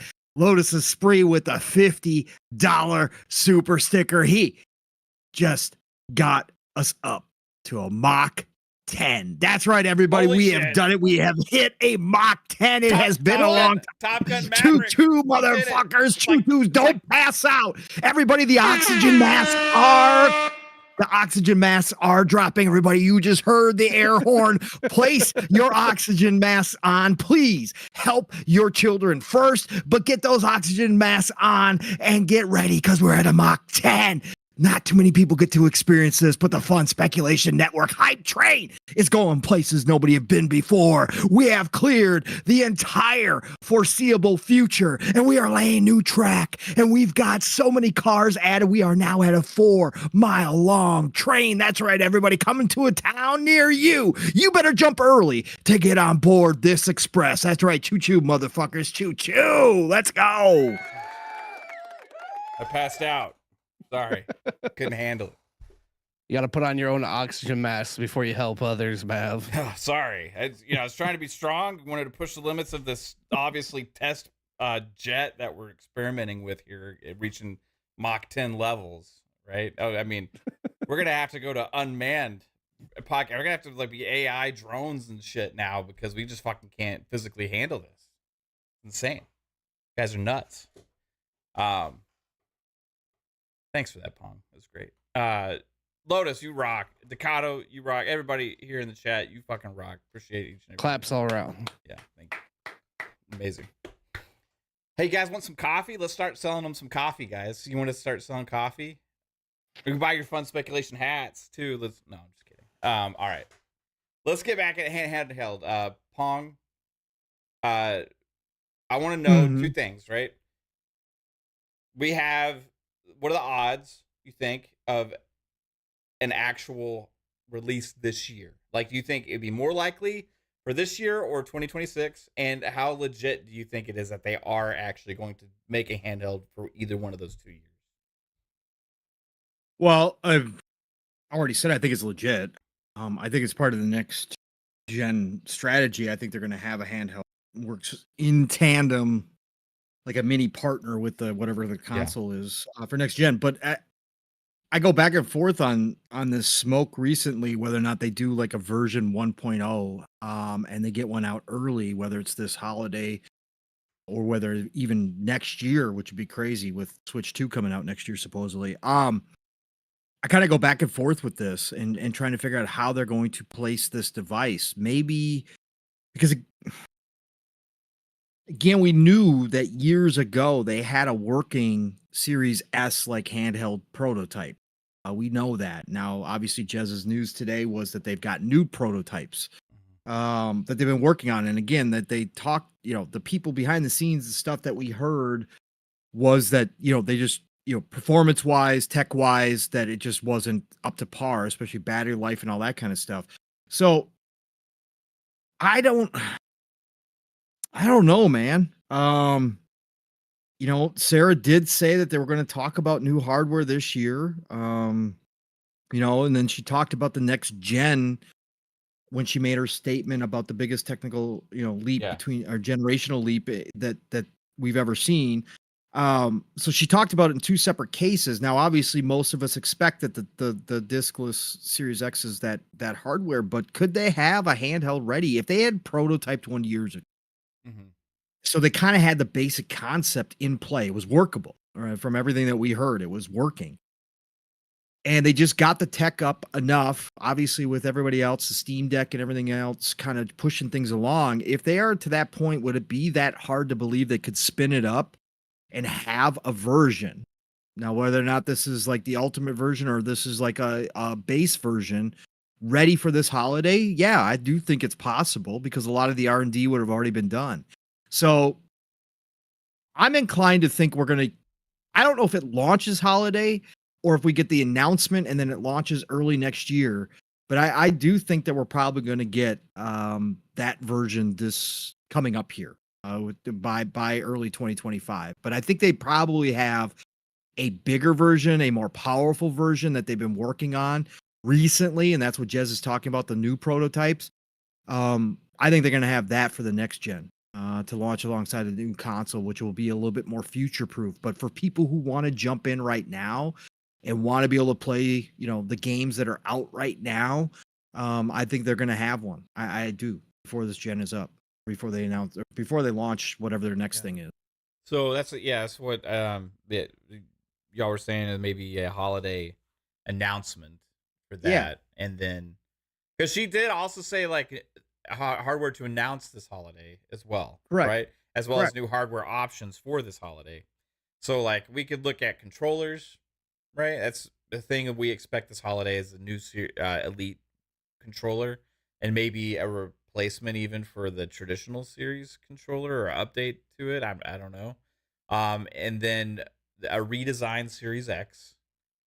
Also, what was in the leaks before was the kind of a it looks exactly the same, but a little bit more of a update for the Series S with some of the I think it had like faster like USB drive or something on it, like USB-C and stuff like that instead of traditional USB. So potential a little bit of an update to Series S, diskless Series X option, maybe with an optional like add-on drive or something like that. And then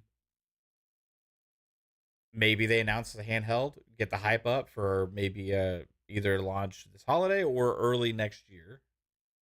And I think it would be marketed more so as like a handheld Series S, right? Like this is like the same scope spec as like a Series S, pretty much, right? In handheld format, and there's an optional dock. You can take it on the go wherever, and probably be like maybe $400-500, something like that. That's what I would think. Maybe 400 without the dock, 500 with the dock. Maybe. Possibly, right? Which would be competitive in the handheld space, as power wise and also capability wise at that point. And then, Sure. So then you have, okay, Keystone is a possibility as well, which was the streaming puck. I'm just trying to think about like what all possibilities there are, and are they at the point now where the Keystone makes sense again, or is it not? Because if they do the handheld, would they do that and the Keystone, or the Keystone just completely separate optional thing? And then if they do launch a handheld, would that potentially change the release plans for next gen? Maybe it wouldn't be 2026 at that point. Maybe it'd be 2027 instead. I don't know.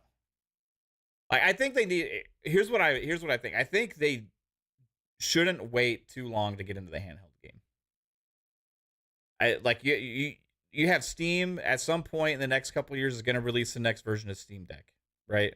Or their next iteration. And let's say they even have like a regular box for the TVs again, like they tried to do with the Steam box before. Or they make it like more of a dockable optional system where it's sold with the dock, kind of like a Switch, right? So you have a potential Steam Deck 2 coming. You have who knows how many more handheld PCs from different companies doing updates and changes on all theirs, because all these companies that have done it so far, it's their first entry, right? So they're learning, they're selling, growing this market of what that is. Then you have the Switch 2 coming as well. So all of these different things, you don't want all these different things to keep dominating that market and then want to try and get into it like 2 years later. You know, like it's still, except for the Switch, it's still kind of a fresh market with the higher end handhelds, right? Xbox has a chance. If they come out swinging sooner than later, they could potentially be the premier choice for a higher end handheld device because of the ecosystem that they have. Game Pass in and of itself is enough of a selling point, especially if you can get those games natively installed on there. And if you give the traditional console experience without, I know you want the Windows version, Bob, right? Like the whole PC, all that stuff. Like, but for me, like those already exist. You know what I mean? Right. Like those exist. Like those are the ROG Allies. They have that stuff. And like, I feel like the selling point for me for like a handheld would be, it's literally a fucking Xbox in your hands, right? It's just literally, you turn it on. It's like, bam, here's our Xbox OS, and here's your games, and here's your apps and all that kind of stuff. Now I take it, put it on a dock, on a TV, kind of like a Switch, and all of a sudden it's a Series S, right? And I'll pick it up, play with it wherever I want. And if you had the whole Xbox ecosystem with Call of Duty, Game Pass Day One, you have all this other stuff to be able to market this thing like that. Pal World, you know, all is on Xbox. You have all of these things, and I think the Series S is a capable machine when it comes to games launching natively on it of this generation. Now, some people would say, "Oh, it's the weakest," but if you talk about it, comparing it to like a handhelds, that's pretty damn impressive. So like I would say like that would be my idea for like doing it, and get in before this, who knows how many other entries there are, and before Steam comes out with their next system and the Switch. I definitely agree with you that timing is certainly of the essence. And at the same time, like the Switch has proven that with the handheld market, like being the most powerful device isn't necessarily as important as having the games to play and just having a device that is easy to take with you, that works and like has good battery life. Like those are obviously like very major selling points that have led to like the success of the Switch. So I do feel that since it would be Xbox, and with the power that comes along with just having Game Pass attached to it, and the sheer number of games that I could play through that service, which some of which, a lot of these third party titles that come to Game Pass, like I don't really get to pay attention to them because I don't always boot up my Xbox, but it's like some of which I couldn't play on my PC because they're just not available on the PC Game Pass. Like it definitely would still be a really good selling point, especially because I do feel like Microsoft would probably come in around maybe that 3-4, well, maybe not 3, I would say probably about $400. That could make it a pretty reasonable option. Like, yeah, I probably might not be able to natively boot Steam or anything else on it, but it would definitely make me think about it and consider it. And I do feel like it's a very good idea, a good value, and a good opportunity for them in the market right now to basically just really corner it. Because like you said, they have the games, they have the power, they have the like the Xbox ecosystem in and of itself. Like that's something that not necessarily a lot of these other platforms have already. Like Steam Deck has Steam, Nintendo has their games, like everything else is all PC. So it's like Xbox could definitely make a big dent, especially with the fact that a lot of people who have Game Pass probably would consider that over anything else. So I do agree that it needs to be sooner than later to have the most effect. Yeah.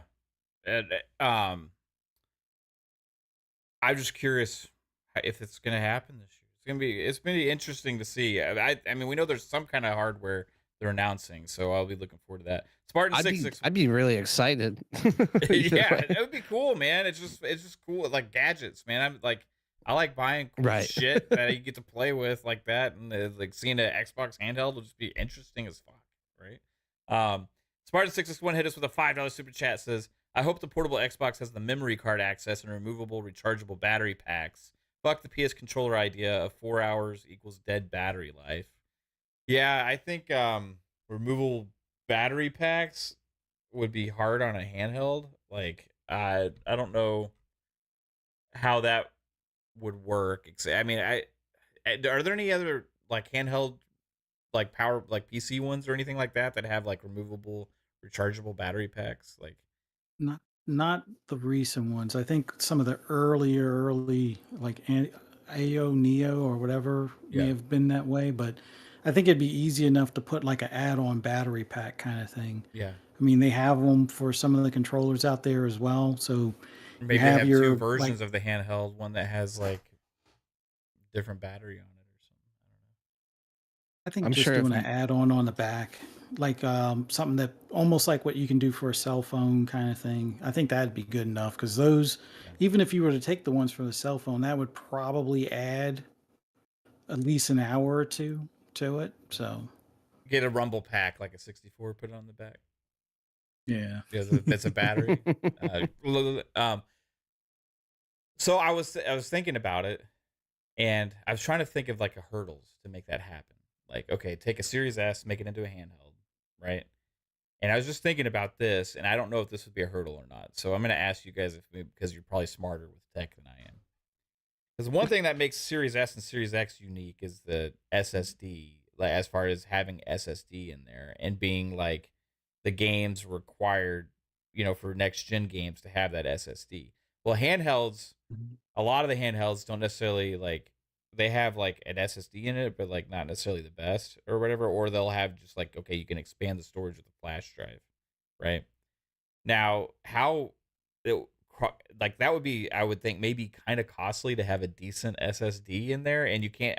I don't know if there are flash drives you can get that would be that's not the same thing, right? Like so, I, you'd have to take a look at like the read and write speed of the memory, but I'm sure you could find similar options. But also, like I haven't looked at the cost or like what the actual like speed of the drives are, but you could get something that's possibly similar. yeah, like in the Steam Deck, I think it has different options, right? yeah. For the storage, but the storage in a Steam Deck, would that be equivalent to potentially what an Xbox Series S or X has on it? I don't even fucking know. I think initially what they have as far as the read and write is like one step down because I think it's a slightly different gen. I can't remember if it's like Gen 4 versus Gen 5 or Gen 3 versus Gen 4. But I don't think there's as many games now pushing that read and write speed limits. Hmm. So like the SSD that's in like all but the base model Steam Deck, I think would be fine. I think you can get them now for fairly cheap. The prices on those, especially now since I think Gen 6 is probably not too far off. Gen 5s are coming down in price. Gen 4s are like, at least for internal style ones, without heatsink or below 100 for like over a terabyte. In fact, I think you could probably get 2 terabytes at like 115 or something like that, or 130ish range. So I think you can get a decent size M2 drive in there, um, and not really have a problem. The drawback would be if you do use like SD cards like the Steam Deck and like the ROG Ally and stuff like that, then you'd probably have to play those in compatibility mode, like almost like the Xbox One version or the Xbox Right. One X version on that Yeah. handheld. If they found a way to make it or allow it to use the cards that's already on the Series X and S, excuse me, the expansion cards, and let's say it comes in at the top so it's not sticking out the back or something like that. I think at that point, if they could find a way to make that work, I think that would probably be the best option. Yeah, it's not the greatest solution for replaceability and affordability. But if people already have that card for their Series S, they could just switch it over to that without having to reformat it or anything. And those prices are starting to drop a bit more now too. So I think it's doable. But if they go the SD card route, much like the Steam Deck, just play it in Xbox One S or X mode for compatibility's sake, and I think you'll be fine. Yeah, that's what they do for the current generation consoles anyway. Like if you have something Yeah, if not you got installed, an external. on an external drive, right? Yeah, it's me interesting to see. I kind of wonder just what it would look like, what it would feel like, and how big it would be. I think it'd be kind of closer to like a Steam Deck or a ROG Ally in size and scope. Less like a Switch, which is pretty damn small, right? Not very bulky. But yeah, this holiday I think it'd have a better chance than if they do it later. So it's almost like the planets align with Nintendo doing that delay. Yeah. It would be crazy if that's why they did it. Like Microsoft was like, "Hey, we got this other thing coming out. Just come out later." No, just kidding. They wouldn't. They would be like, I think Nintendo would try and launch before something like that just to crush them. But yeah, man. Also, I wanted to touch on Hellblade 2 a little bit. Because it's only like 2 months away, guys. Like it's like literally 2 months away now. And I feel like maybe when Hellblade hits, the doldrums of insecurity of Xbox Nation will finally kind of like go away a little bit. Finally with games to talk about. But we're starting to get a little bit of hype mode for it. Like they had the photo mode announcement the other day with the shots of that and stuff. So ultimately, are we starting to feel a sense of hype building in the lead up to the first big AAA type Xbox game this year? Oof. For me, it's never really died. I mean, I think there is going to be like a build up here before they launch it in May. I know the Team Blue is going to come up with the narrative. Oh well, how long before it's on PlayStation? I think the big thing now is be on the lookout it's the Xbox for guys that are doing that. Some of them, well, yeah.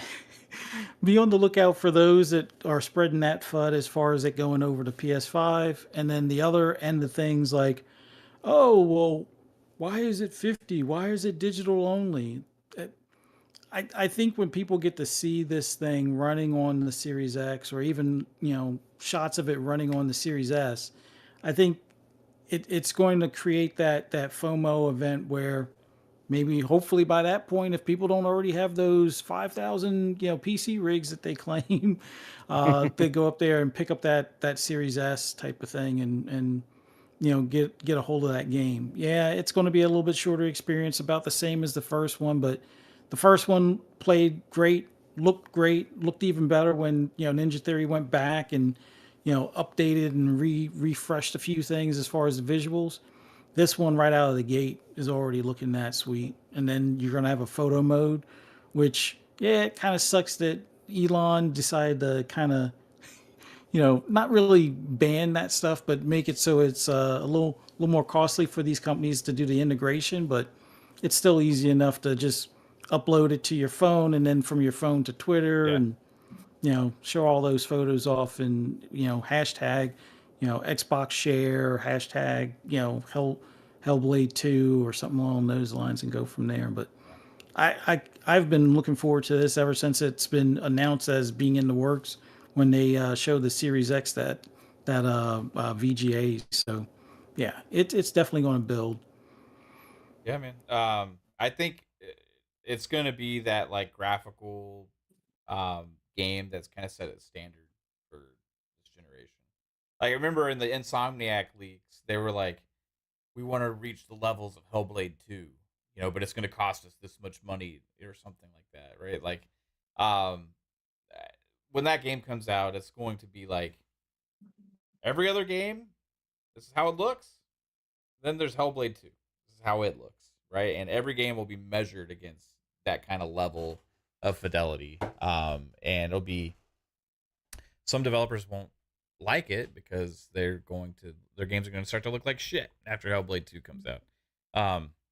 Bob, are you starting to get a little bit of hype for this game, or have you been interested in it at all to begin with? I'm definitely interested to check it out. I played through most of the first one. Like I never actually got around to completing it, but it definitely was a really interesting and fun experience, feeling like a schizophrenic for a little while.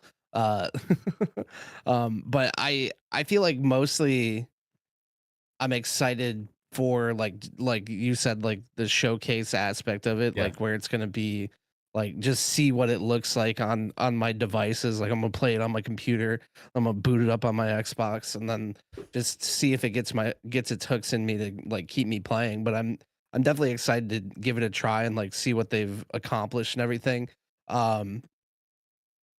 I kind of feel like at this point I'm kind of a little bit fatigued by it because it seems like the only thing we've really seen Yeah. a whole lot of for like the last year and a half, 2 years. Like at this point, I just really would like to get a chance to play it and enjoy the experience more than keep hearing more about it. So I'm glad it's finally coming out. And I think probably the biggest thing that I'm hyped for is like, so get to the point where we can start hearing about more of the other projects that we haven't heard as much about. But I'm definitely looking forward to it. It's looking to be amazing, and I do hope they expand upon what they started with the first game, because the first game was a very interesting experience and something that it was unique and something that I did enjoy. So Yeah. it'll be nice to see what they accomplish with it.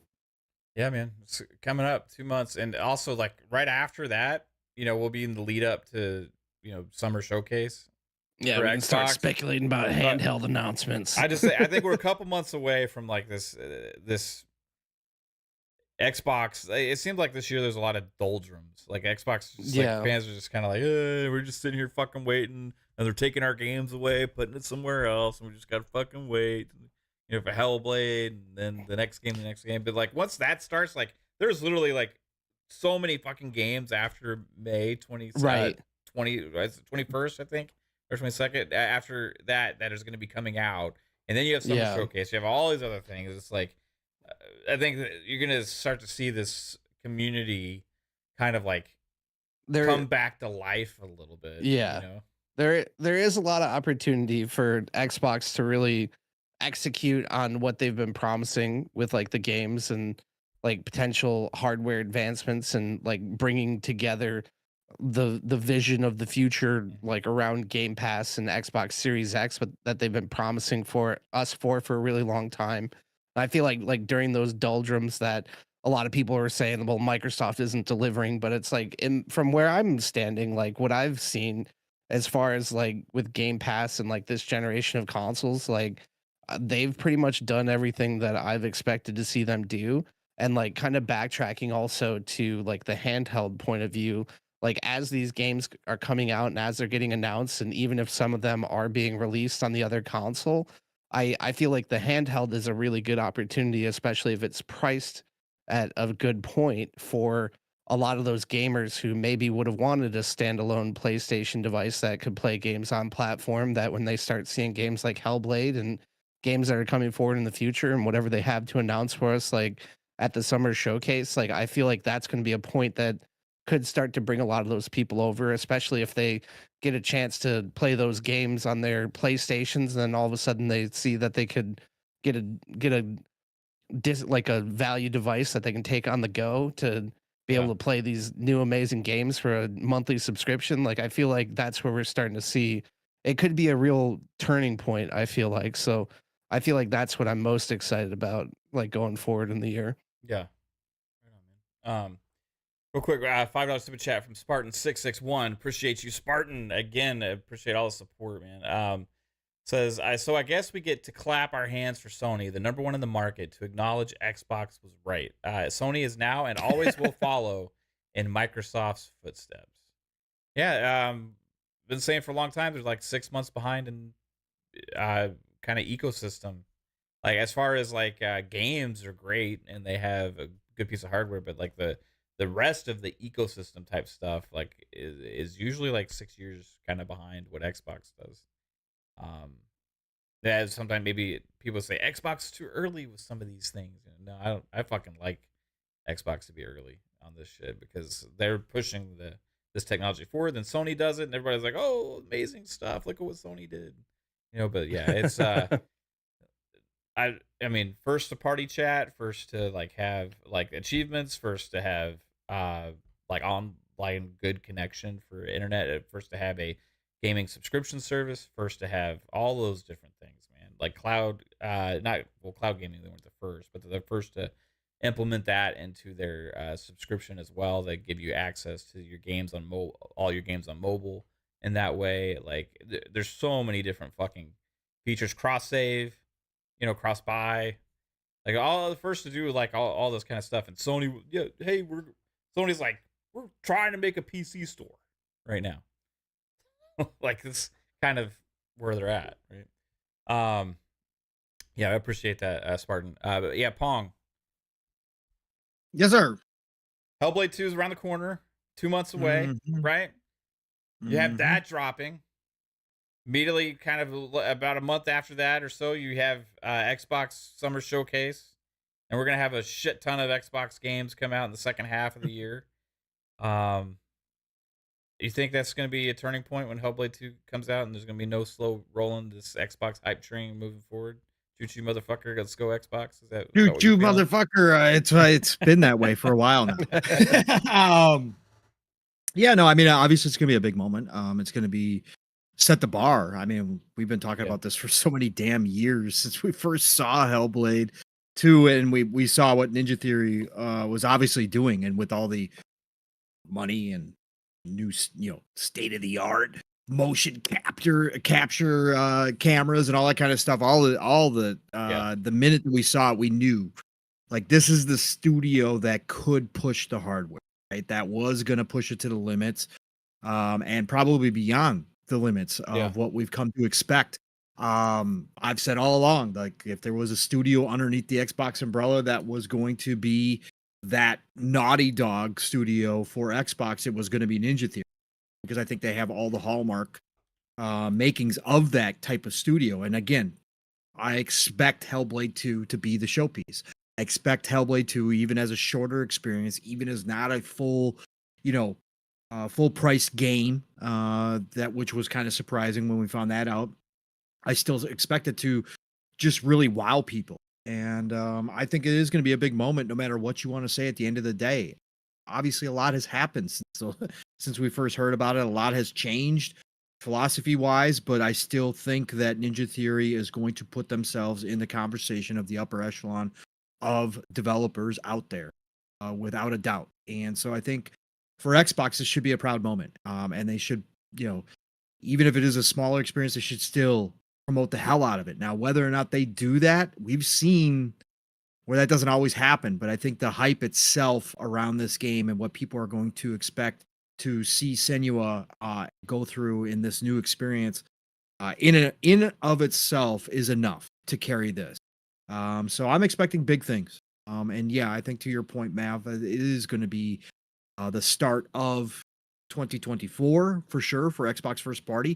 2024 has been so freaking stupidly ridiculous already with third party stuff that we kind of forget we haven't had a first party title. But I think this is going to kick off the year in a big way for him. And yeah, I expect nothing short of greatness from this. Yeah. I mean, again, that's not putting unrealistic expectations. I think that's something that Ninja Theory is shooting for here. There's no doubt about it. I mean, when we saw that photo mode, and again, y'all know how much I love photo mode. All you gotta do is look at my feed of Dragon's Dogma, and I thought Capcom had gone back to the drawing board and actually was going to give us a full-fledged photo mode. They didn't. It's very basic. It was one of the criticisms I was going to have tonight of Dragon's Dogma. You have to unlock the revamped one in the microtransactions. Bro, I will pay for that, Capcom. I'm sorry, everybody who hates microtransactions. $2.49. You need more photo mode options than what you're giving us, like 2015 photo mode here, Capcom. You have to pay for the 50 more points in aperture. Okay. I don't care so much about the aperture, but I would like to be able to move my camera into a different position, please. That would be great. Not just up and down and in and out, but I would actually like to move it around the battlefield. Anyways, I think with the photo mode, what they showed off, those were like, I mean, we're getting into that photorealism type area with the photo mode, and that came from the Xbox version, right? So I think they're gonna just knock it out of the park. I think we're gonna be seeing so many people talk about this game, whether or not it turns out to be the one third person game that everybody wanted out of Xbox to go, up against the Sony stuff. I don't think it's going to be that, because it's going to be a smaller experience, but I still think we're going to get one hell of an experience. So I think they're shooting for the moon, and I think that they're going to actually come very close to that as far as expectations go. Now, again, not as far as maybe all the combat everybody wanted, maybe not as far as the bigger, 20-hour experience that everybody maybe wanted, like a Last of Us or whatever the case may be. But I think that they're going to hit some high water marks that are going to take some people a long time to catch up to before we see anything close to this. So yeah, it's gonna be a massive moment. Yeah. I kind of was thinking about it as you guys were both talking about this about Hellblade 2, and I was thinking about the PC launch, right? Because the first one didn't launch. Did it launch day and date on PC? I don't know. I mean, it was originally just on PS3 or PS4, right? I mean, yeah, I'm pretty sure it was console exclusive, and it was. Yeah, I don't remember 100%. But anyway, this is going to be day and date on PC and Xbox, right? And if you play on from the Xbox store, it's cross-buy, or you can play in Game Pass PC on Xbox. But one of the reasons I think this game has a chance to kind of really be a huge talking point is because their decision to release these games day and date on Steam as well, and it only being $50 will help that. And PC gamers, if I'm not mistaken, in the past have loved showpiece graphical type games. Of course. Right? Because you want that game that is really going to test your fucking rig, right? And people are talking about Hellblade 2 being a benchmark kind of title for graphics and fidelity, and to have that good-looking game be $50 on your PC, on Steam, or you can buy on Xbox, I think it's going to be a talking point from not just Xbox community, but like also the PC gamers and PC community as well at that point, because of the price point and also just for the fidelity kind of being groundbreaking.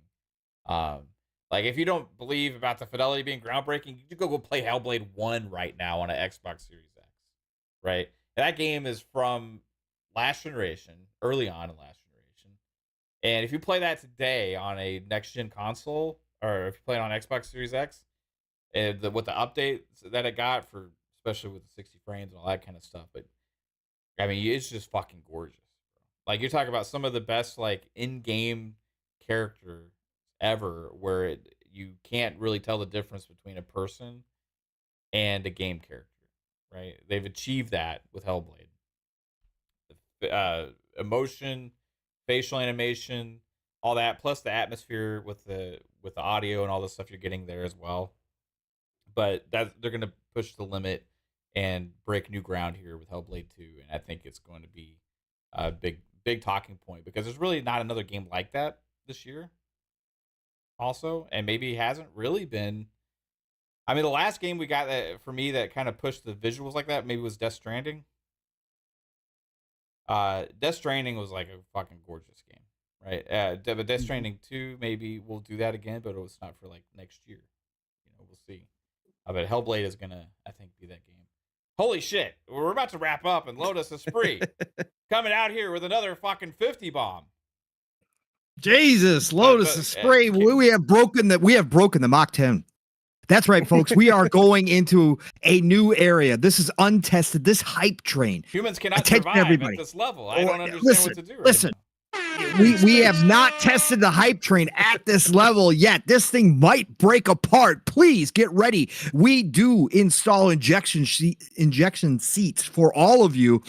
Parachutes are extra. Those are microtransactions. So we will ask that all of you pay an extra $10 for a parachute. But we will eject you out of this thing if it does start breaking apart. But yes, that's right. The one and only Lotus Esprit comes through with another 50 nuke. That's right, he has laid all the track tonight. Pause. That's right, everybody. Get ready. Hold on to your hats. Hold on to your children for dear life. Tell everybody that you love them. Please send out your text messages now because we don't know where this thing's going, but we are hitting a Mach 11 tonight. That's right. Choo-choo, motherfuckers. That's right. Record-breaking night here on the Xbox Ultimate. Ah, what a night. What a night. Thank you, Fucking Lotus crazy. Esprit. Again, never expected, but always appreciated all of you. And again, Spartan 661 comes right behind him, gets on the court and does an easy 5 layup. That's right. Spartan 661 says, choo-choo, motherfuckers. Xbox is the home of all gamers, all OG graybeards know what gaming is and will be. You damn noobs, rookies need a reality check for real. That's right. Tell them. Us old heads can tell you all about this gaming business. Us old We've fucks. been there. That's right. Arthritis. Love you, Spartan 661. Creaky Thank you. knees, elbows, joints. Got to take our medicine every day. Got 5 prescriptions. All of us, we're all so fucking old. But we know what gaming is all about. And it's about microtransactions and Dragon's Dogma 2. That's what it's good. That's what it's about. It's about having to pay for your fairy stones, right? No, I'm just kidding. No, super appreciate it. Again, Lotus, just crazy, overly generous today. Everybody else in the chat as well. Everybody's super generous. Spartan 661 super generous. Mikado is super generous. The entire fucking chat, just being here, talking games with us, having a good time. Whether you support in that way or just hit the like button, share it out, notification bell, or you just lurk, whatever. Or you know what? You could tune into the show, be like, these guys are fucking stupid, I hate this, and then leave. I still appreciate you, asshole. I still appreciate you. It's okay. You don't have to like me. I appreciate you coming through. Every single person here. Also, audio listeners, appreciate all of you as well. And if you do like the show, make sure you do hit the like button, all that kind of stuff, because it does help us grow. But you guys rock and are absolutely fucking amazing. Oh, there we go. Micah Ford. Micah Ford's trying to kill us now because we're already like approaching light speed. I don't know what happens to the fucking atoms in our body. Like, we're gonna be like Star Trek, like, beam me up, motherfucker. Like, what's going on? I don't know how this works. You're on mute, Pong. It's like the sound barrier is broken. We can't even Attention, everybody. No, you should see it at the front of the train, folks. We can't see anything. The vision is down to a pinpoint right now. We are relying upon the radar, and we've never tested the radar at no Mach 11.5. But that's right.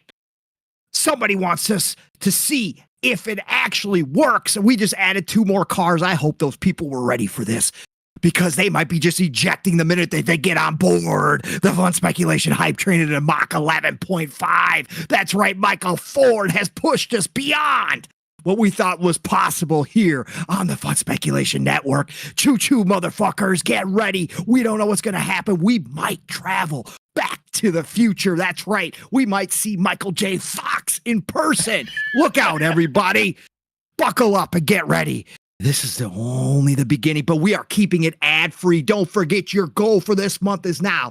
I'm giving you extra credit tonight. Thanks to all the generosity, I'm giving you extra credit. 3,925 for the rest of March. That's right. I gave you a whole lot of extra credit. Keep it ad-free. Hashtag no beans 2024. Let's go. Choo-choo, motherfuckers. Oh, we got Spartan 661 hit us with another $2. Says, we love the content. Let's go. We love you. We love you. Thank you all. Every single one of you for giving us all your time. I don't even know how these motherfuckers get on the train now, because I think if they get closer, they're going to be fucking vaporized. Like, you can't even get on. You just like, you see it. Like, what was that? You don't even know. You just fucking pass your house. You got to jump 2 days in advance to hit this train right to get on board. Did you just feel that? Did you feel that gust of air just blow by your face? That was this train, motherfuckers. It's crazy. Choo choo. Yes, let's go. Everybody, appreciate you so much. You guys rock. Wah, wah, wah. The unhinged single air horn is my favorite. Let's get everybody out of here before our eyes literally pop out of our skulls. Fuzzy Belvedere. Where can everybody find you, sir? Just want to thank you for having me on. It was awesome being on here with you guys tonight. Thanks to everybody in the chat. You guys rock. Thank you so much for checking us out and interacting with us. Just being cool with us in the chat. That this was an awesome night. So greatly appreciate it.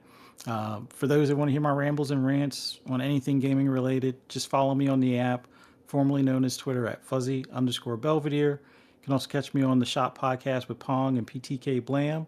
I think we have Game Pass Dad, and who else do we have, Pong?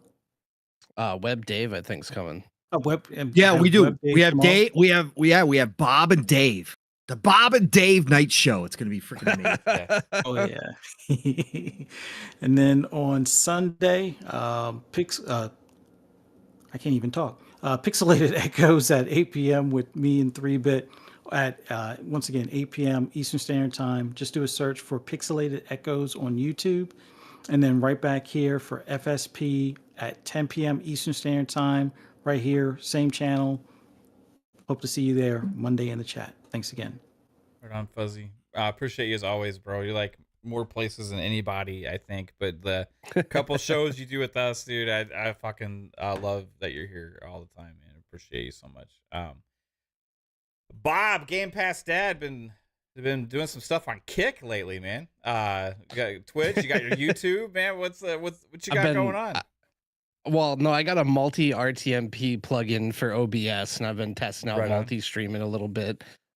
It's pretty easy to use if you ever get bored. I don't know if you use Restream or whatever, but pretty easy to use. Yeah. But yeah, Game Pass Dad on all platforms, riding on the Mach 10 hype train tonight with everybody here and chat.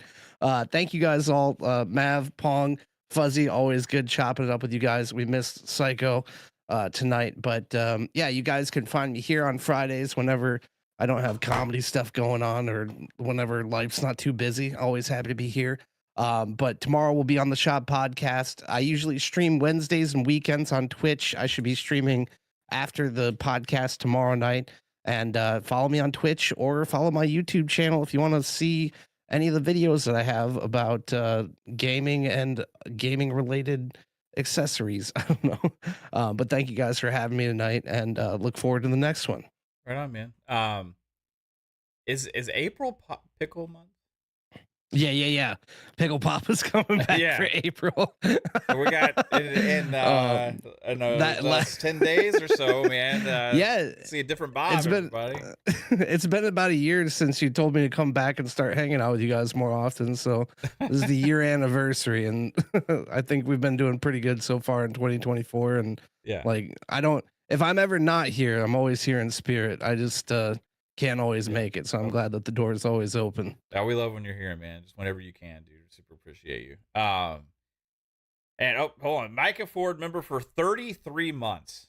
Holy shit, it's crazy. That is fucking crazy. I just seeing that, like 33 months, bro. Damn, that's a long time, dude. Micah Ford says, "Let's keep the train going." Appreciate you, Micah, bro. Just thank you for always being in the chat for fucking almost 3 years. Maybe actually 3 years, because like we were monetized for a while. Yeah, no. You know? So it's absolutely amazing to see that. Yeah, probably longer than that. No. Yeah. Pong Soul. Yes, sir. Where can everybody find you in the golden age of gaming? You can find me playing Dragon 2. I'm doing. Hey, listen, everybody. No, this was a great night. Great to get the brothers together and talk some of this stuff. We're going to have a whole lot more to talk about as this goes along. This year is shaping up to be, again, one of the GOATs, if not the GOAT. It might be next year already. It's just what a start. So I hope you're all enjoying that, but thank you for joining us tonight again. All the love, all the support, whether it's just your time, whether you lurk, whether you talk, whether you do gift, it does not matter to us. We do not discriminate on any of that. All of you are as much a part of the show as we are. So thank you for giving us your time, your thoughts, whatever it was. It does not matter. Thank you all for being here and all the support you give all the shows, not just ours here on the Fun Speculation Network, but everywhere. What a great way to end a Friday night after a long day of playing Dragon's Dogma 2. Of course, I'm going to get some more in before bed because tomorrow morning I got to get ready Because maybe some of you have said, I'm not going to buy Dragon's Dogma 2. These microtransactions, I'm not going to support that. I'm going to wait. Well, guess what? Tomorrow morning, living split screen. That's right, 10 a.m. Eastern, 9 o'clock Central Time. Get ready. Go look at the posts in mine. Go look at Steele's posts. Go look at the living split screen posts over on the X.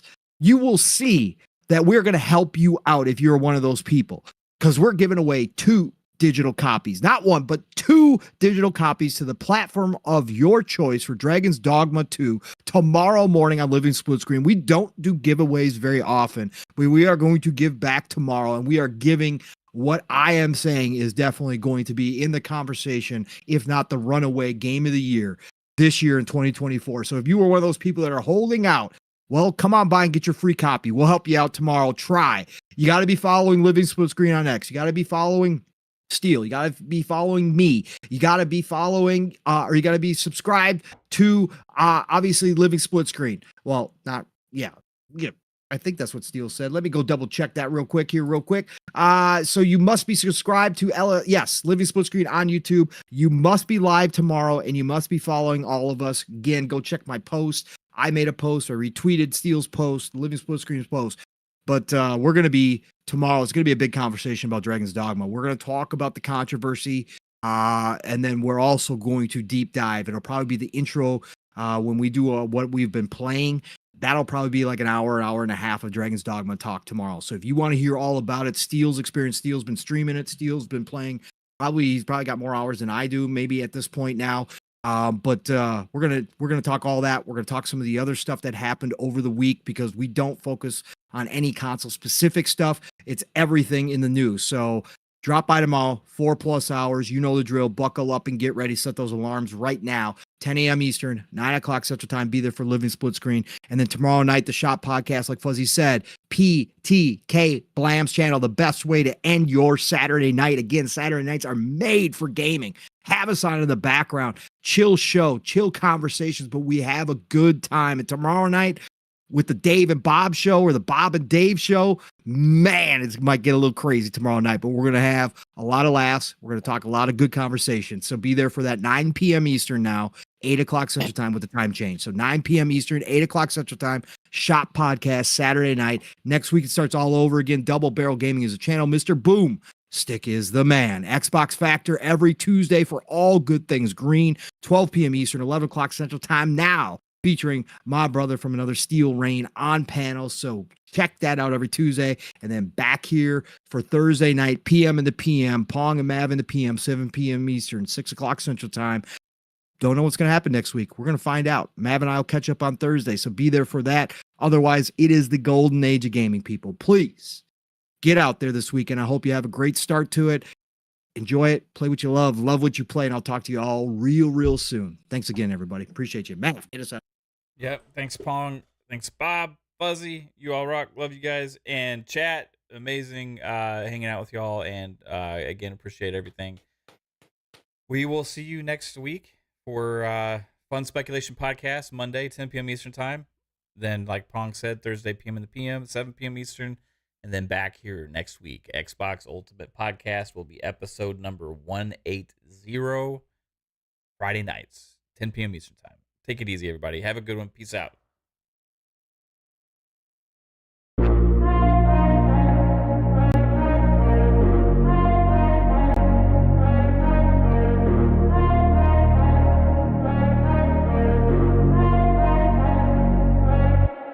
Oh.